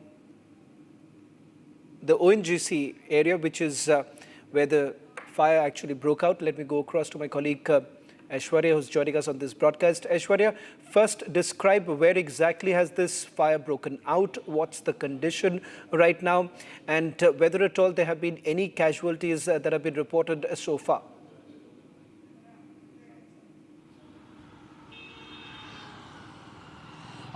Yes, this particular gas leak happened in Konasima district, very inside of the Konasima district, where ONGC entire ONGC drill set has been located. So this, what we're learning is that this particular gas leak happened when there was a repair work that was undertaken by the workers there, of the ONGC workers, and during that particular repair work which was undertaken, a producer well had suddenly stopped working, which led to the sudden gas leak mixed with crude oil.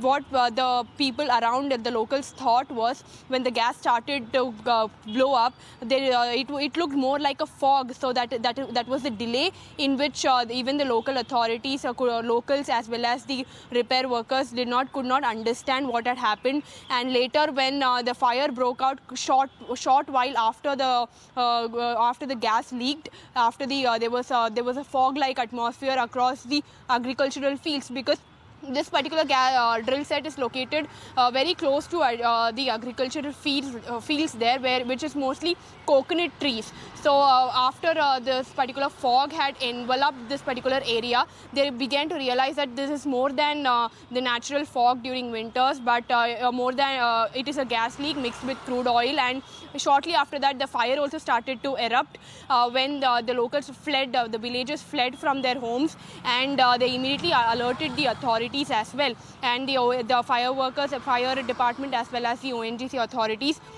reached the spot as soon as they can, and they started to undertake the rescue works and try to control the fire, is what we are learning. The nearby villagers were also given instructions through microphones and announcements saying that this particular gas leak has happened in the neighboring area, and all these villagers have been moved to nearby location, that is Lakkavaram, which is approximately the near village of the most little developed village here in Andhra Pradesh.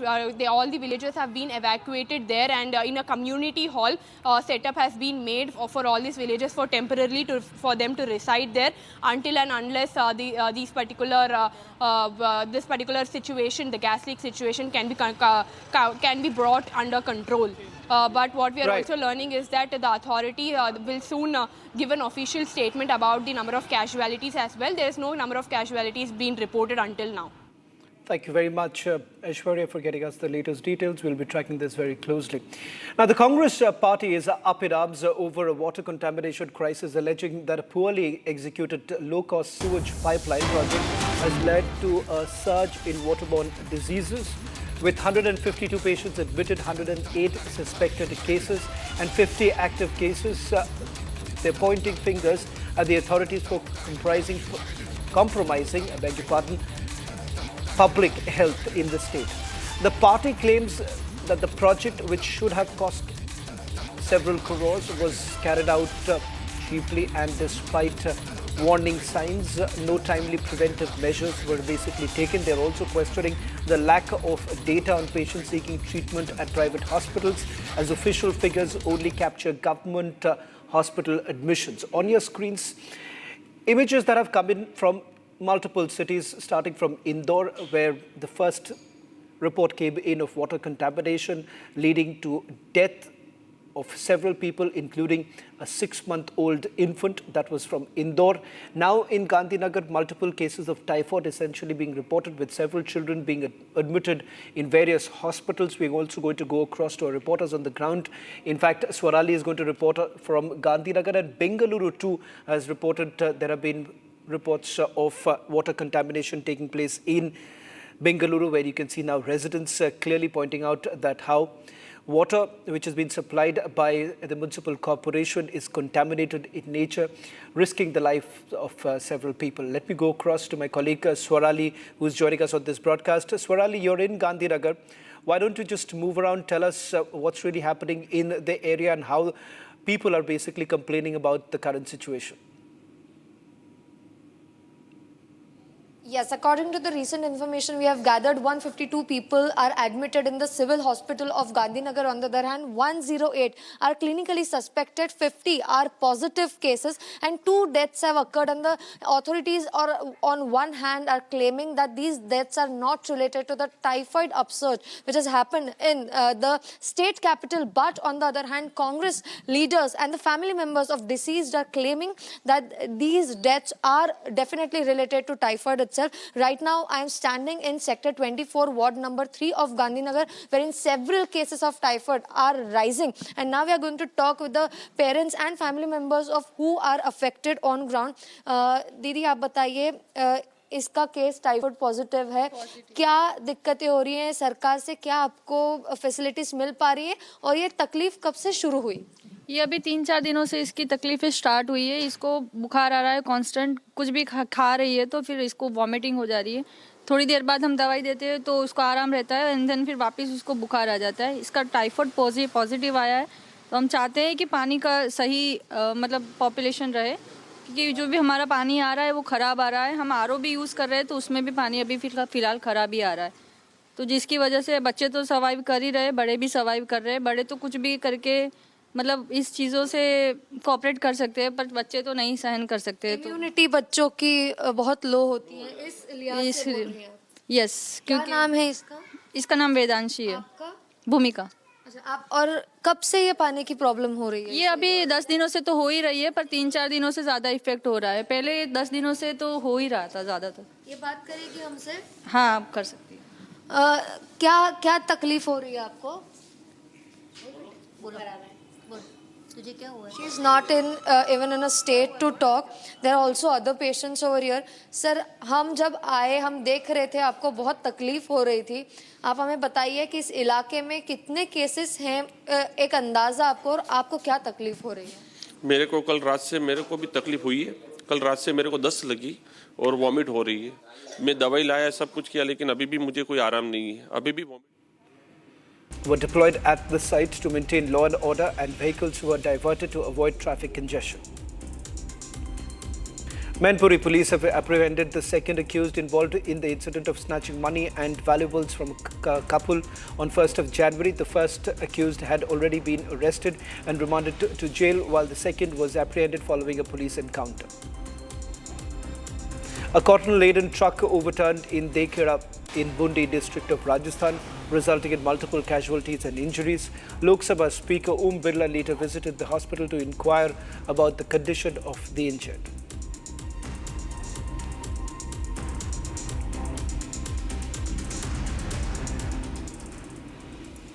In another attack, a Hindu district commissioner in Bangladesh has now become the target of open intimidation, abuse and slurs near her own office. The continuous targeting of Hindus under the Yunus regime has sparked widespread condemnation and raised concerns on the safety. Take a look at this report.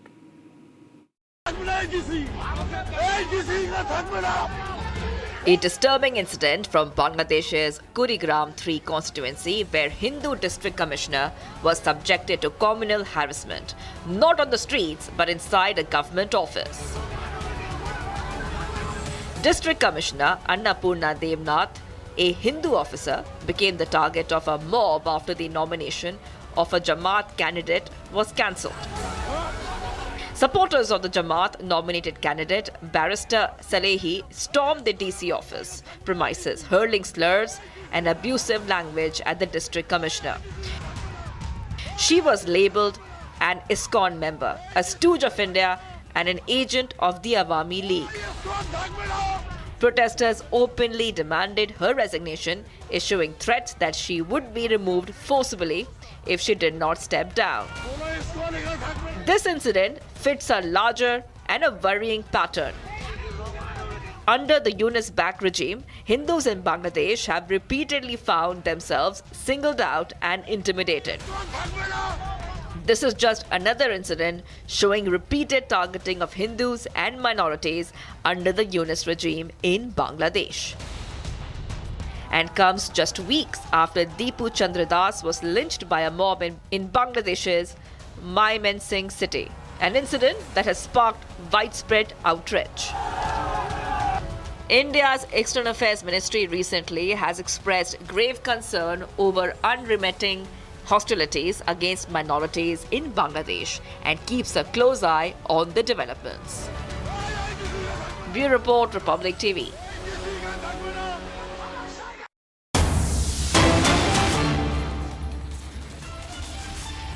Getting in some breaking news now from Karnataka, where a foundation stone-laying ceremony for a railway overbridge in Koppal's district have now turned chaotic, with BJP and Congress workers clashed in the presence of Union Minister V. Somanna.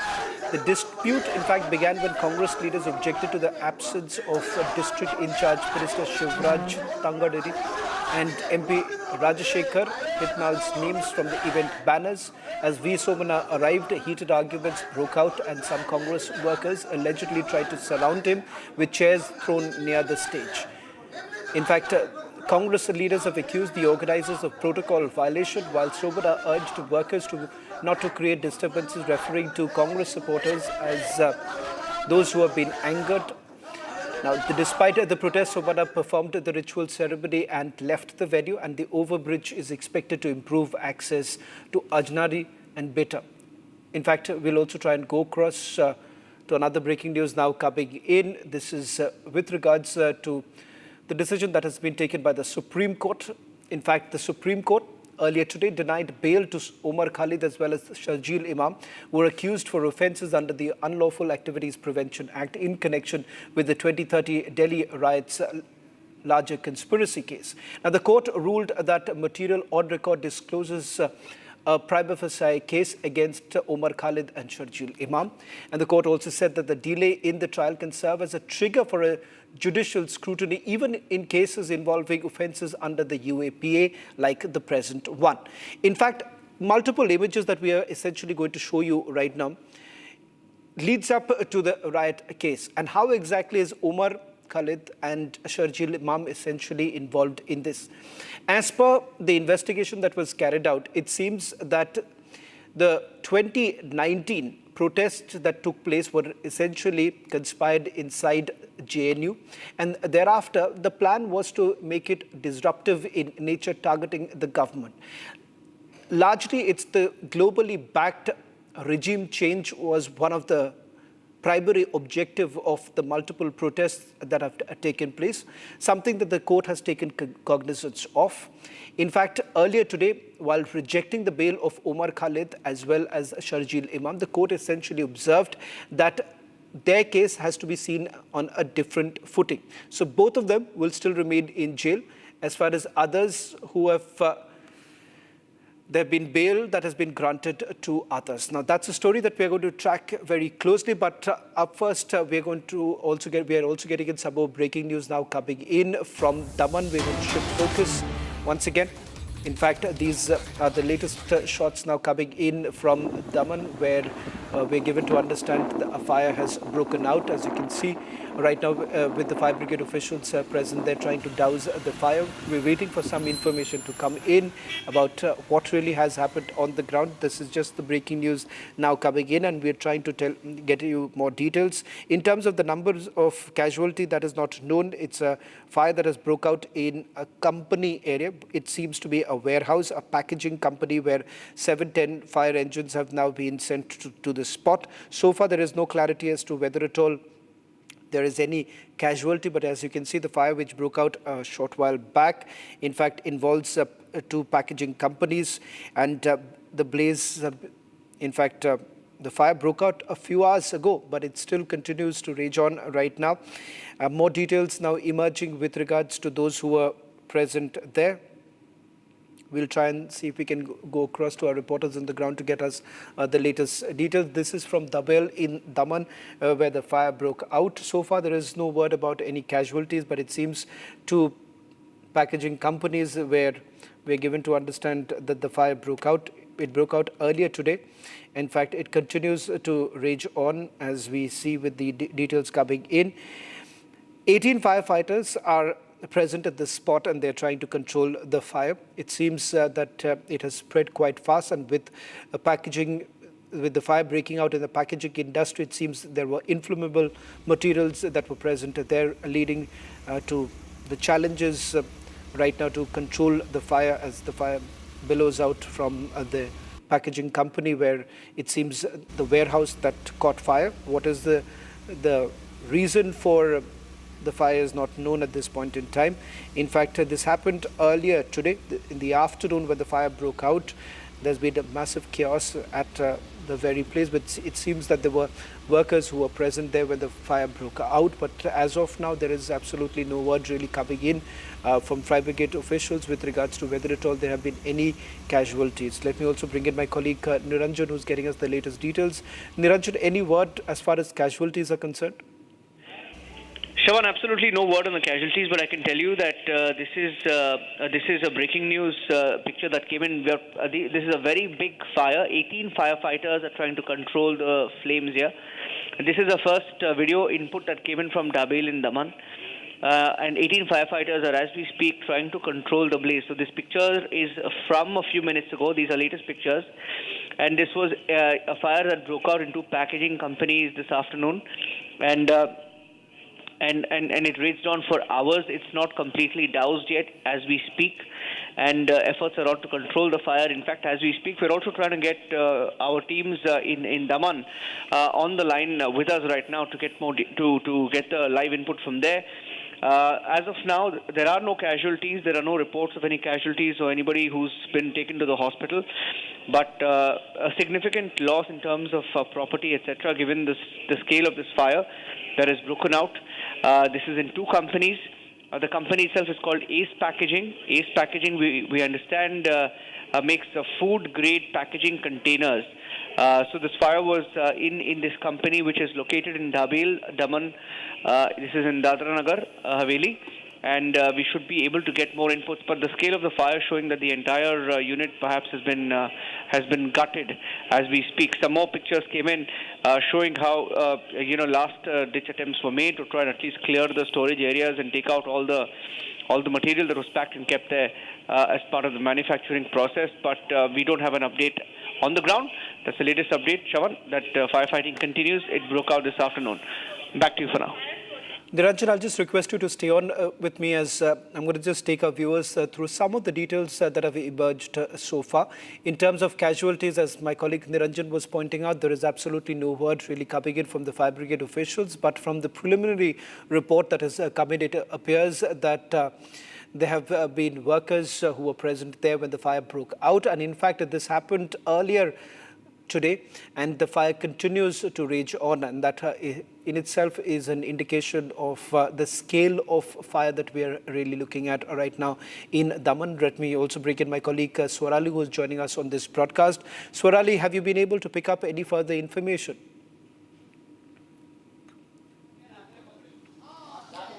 According to the recent information we are gathering on this entire huge story, fire tragedy that has happened in the Daman, the fire broke out around the afternoon, and let me tell you, 7 fire tenders are present on the spot, but we don't have any information regarding the casualties or injured people right now, because we are yet waiting for the official confirmation about any details. But right now, firefighters are on the spot and taking strict action around the entire spot. But we are also getting this information that workers were present in these companies. Around 7 fire tenders are on the spot, and the operation is still going on. This fire has broken out around the afternoon, and we are waiting for any further official information. I'll request you to stay on with us, Swarali, as you're getting us more details. A quick recap as we move on to the other stories that we're tracking at this hour. A fire that has broke out in the packaging warehouse in Dabil in Daman. No word really on the casualties that have taken place so far. Well, in fact, coming up, the big story that we are tracking coming in from the Supreme Court. In fact, ASG SV Raju has spoken about how the Tukre gang orchestrated the Delhi riots as gang wanted a regime change.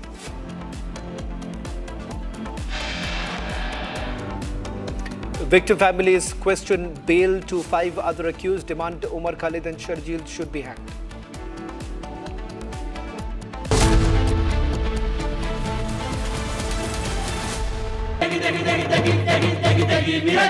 MDH की देगी मीरज, देगी मिर्च का तड़का, अंग अंग फड़का। MDH की देगी Miraj.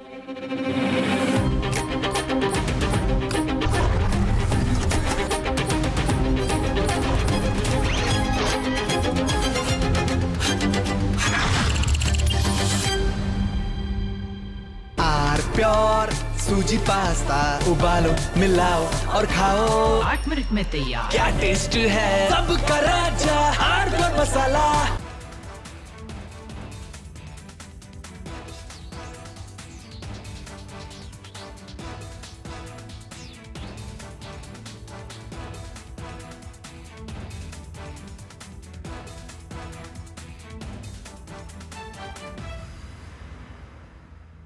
Five, 4, 3. S200 motors.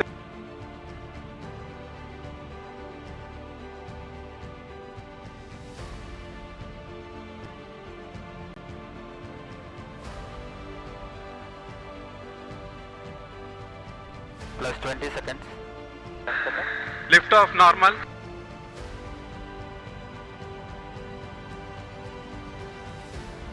L40 stages are ignited. Plus 5 seconds.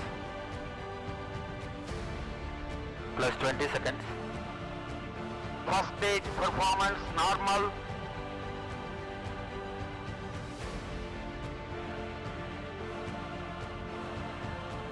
L40 stages thrust cut off.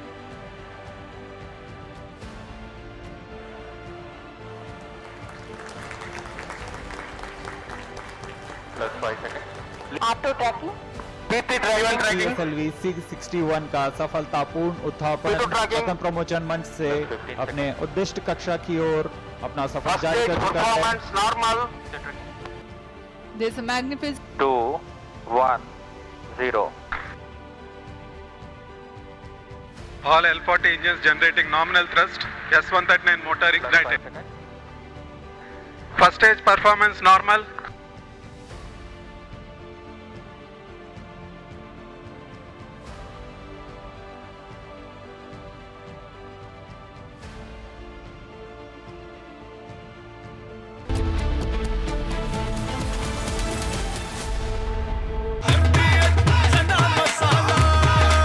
अब छोलिया हो या लोबिया, सफेद चने या काले चने, सब कुछ मजेदार बने।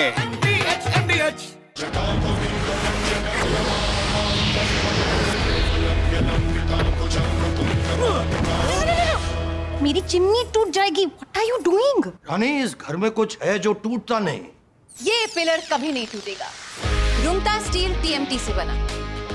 रुंगटा नहीं तो घर स्ट्रॉन्ग नहीं। रुंगटा स्टील TMT बार एकदम solid. Jaishankar, who literally turned international politics and the diplomacy that comes with it into an art of savage roasts, from jeering comments on Pakistan to calling out Trump and Western hypocrisy. Here are the top roast moments of the year 2025, where Jaishankar served cold but harsh truths month by month.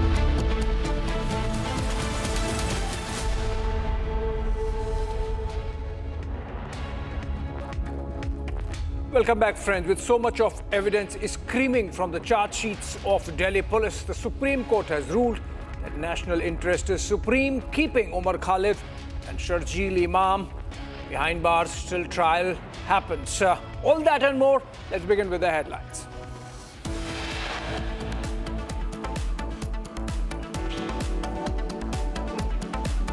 Tukre gang key conspirators will continue to stay in jail. Supreme Court rejects bail of Sharjeel Imam and Umar Khalid.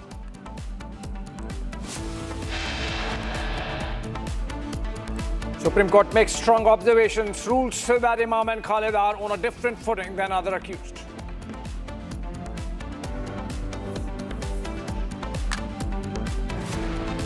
The government's courtroom warrior, the lawyer who led the case in the Delhi High Court and Supreme Court's S.V. Raju, speaks to Republic. The former ASG speaks about how Tukre gang orchestrated the Delhi riot, says gang wanted regime change.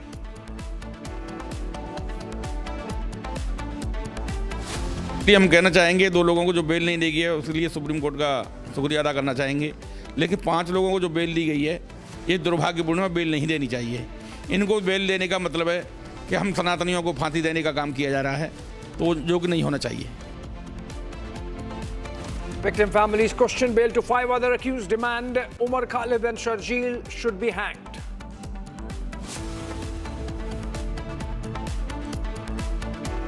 And after this, they wanted to make me happy, basically. He wanted to. Modi's a very good man. Yes. He's a good guy. He knew I was not happy, and it was important to make me happy. They do trade, and we can raise tariffs on them very quickly, and it would be very bad for them. And Donald Trump threatens India to raise tariffs if India does not stop buying Russian oil, says it's necessary to make him happy.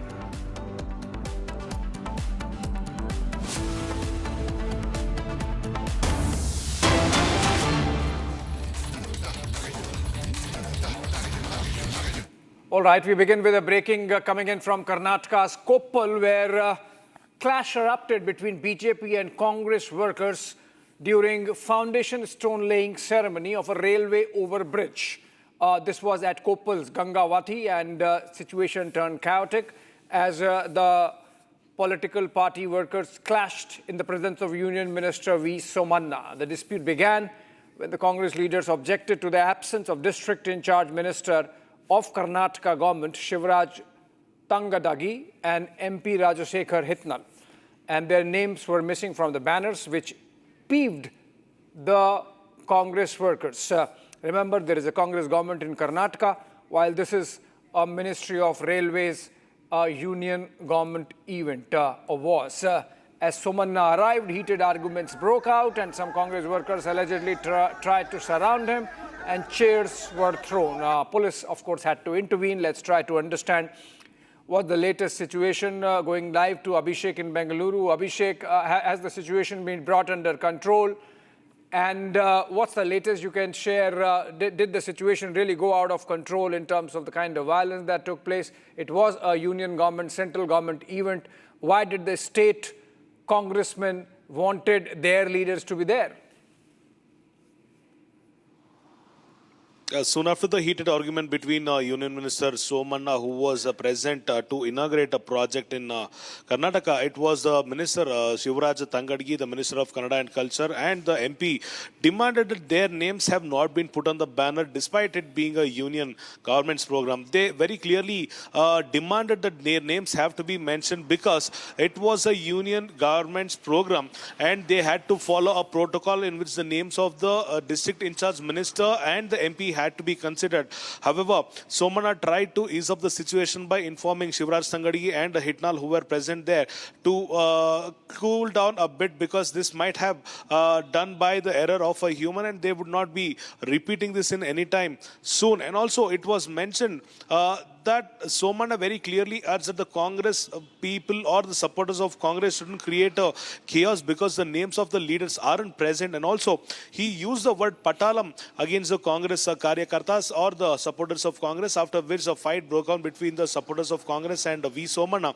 And the police had to intervene in between all these political leaders to ease out the situation. On the other hand, we've also seen the visuals of the Congress supporters throwing the plastic chairs on the stage where V. Somanna was present to show their disrespect and anger towards the union government, which didn't use the names of the district in charge minister and the MP where Somanna was present today. So a couple of minutes of heated argument, the police interference, and things have been back to the normal as of now. And also the local police have taken into some persons, the police have taken some of them into the custody or the preventive custody to make sure things will go out of the hand. And also they have mentioned that there will be an FIR if things go out of the hand. Abhishek. Right. All right. According to you, situation now in control, and the event has really ended with that clash disrupting it when it happened. Thank you so much, Abhishek, for joining us from Bengaluru. Koppal seeing a clash between Congress and BJP workers, moving on from Karnataka to Gujarat. Not Gujarat exactly, but Daman.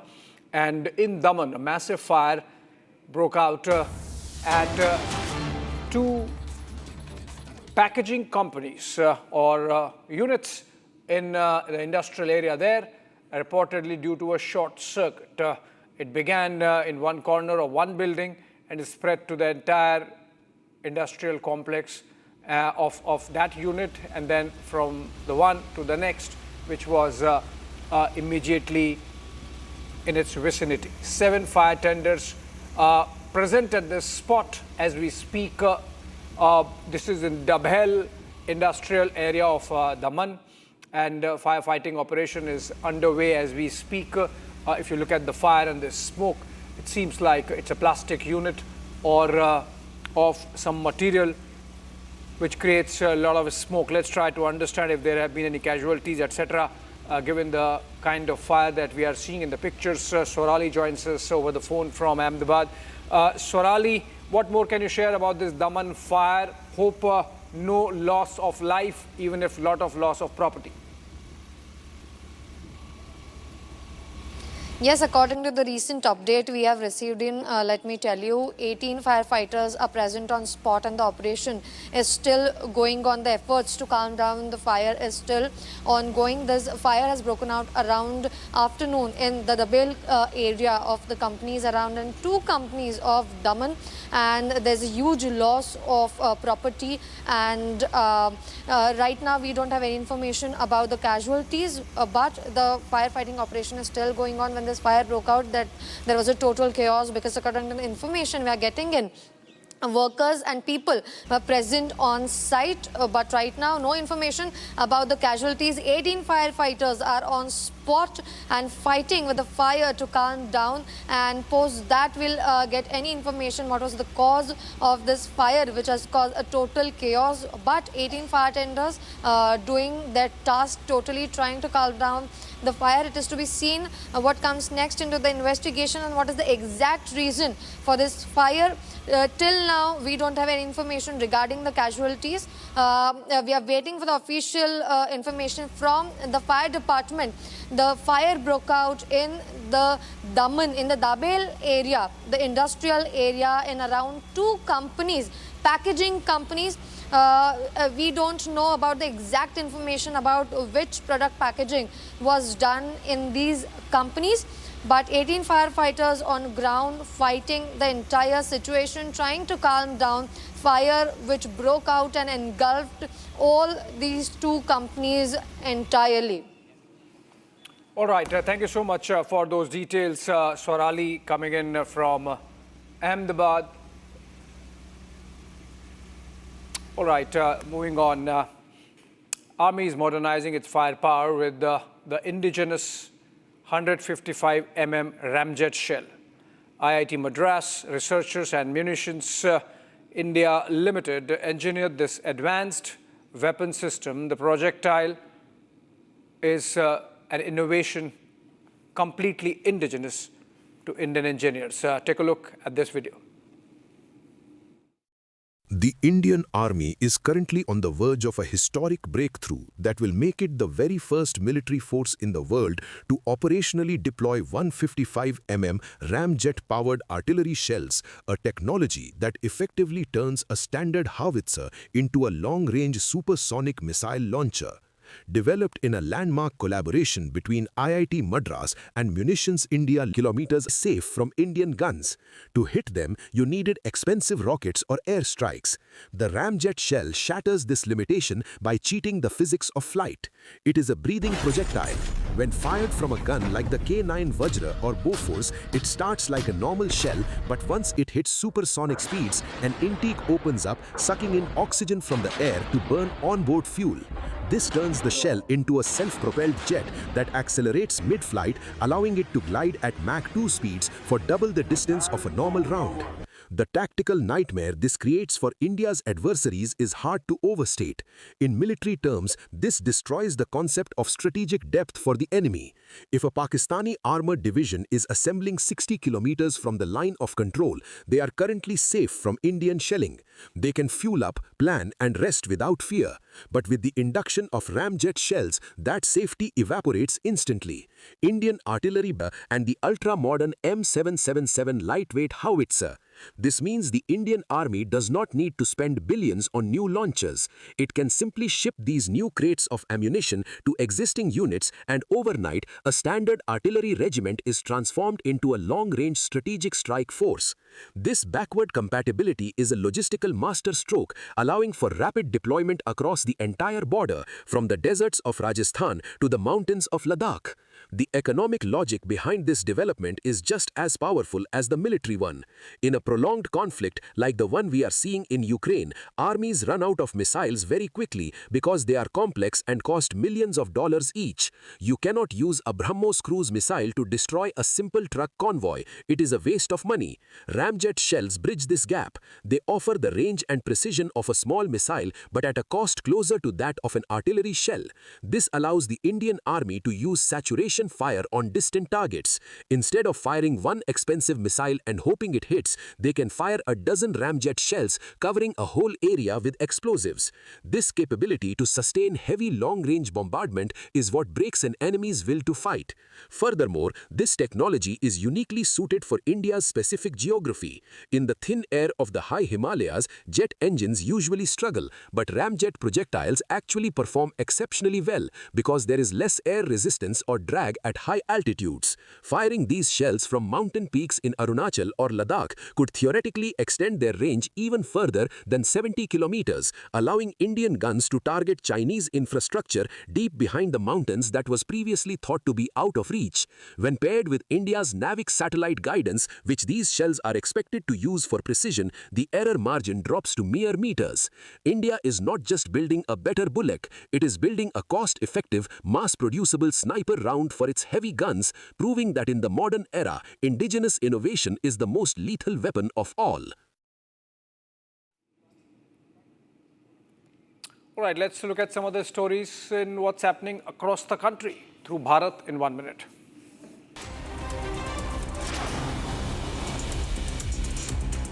Members of the CPIM party protested against the attack on Venezuela near the American consulate in Chennai. Heavy security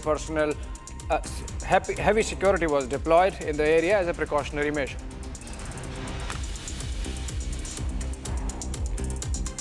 In Ujjain, the municipal corporation carried out a demolition drive against illegal constructions near Mahakal Chowk. A team of police officials and personnel were deployed at the site to maintain law and order, and the vehicles were diverted to avoid traffic congestion. In Uttar Pradesh, Manipur police have apprehended the second accused involved in the incident of snatching money and valuables from a couple on January 1. The first accused had already been arrested and remanded to jail, while the second one is apprehended now following a police encounter. To Kota in Rajasthan, where a cotton-laden truck overturned in the Kheda area of Bundi district near Kota, resulting in multiple casualties and injuries. Lok Sabha Speaker Om Birla visited this hospital to inquire about the condition of the injured, as he is from Kota.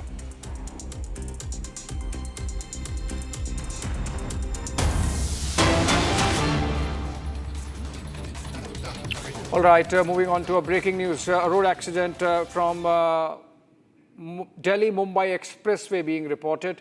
These are pictures of the moment immediately after the accident. 5 people traveling in the car had a narrow escape after their vehicle skidded off the expressway near Haryana's Nuh. These are from early morning, and you can see from the condition that the fog situation might have contributed to the car skidding from the highway onto the side, and people rushing to save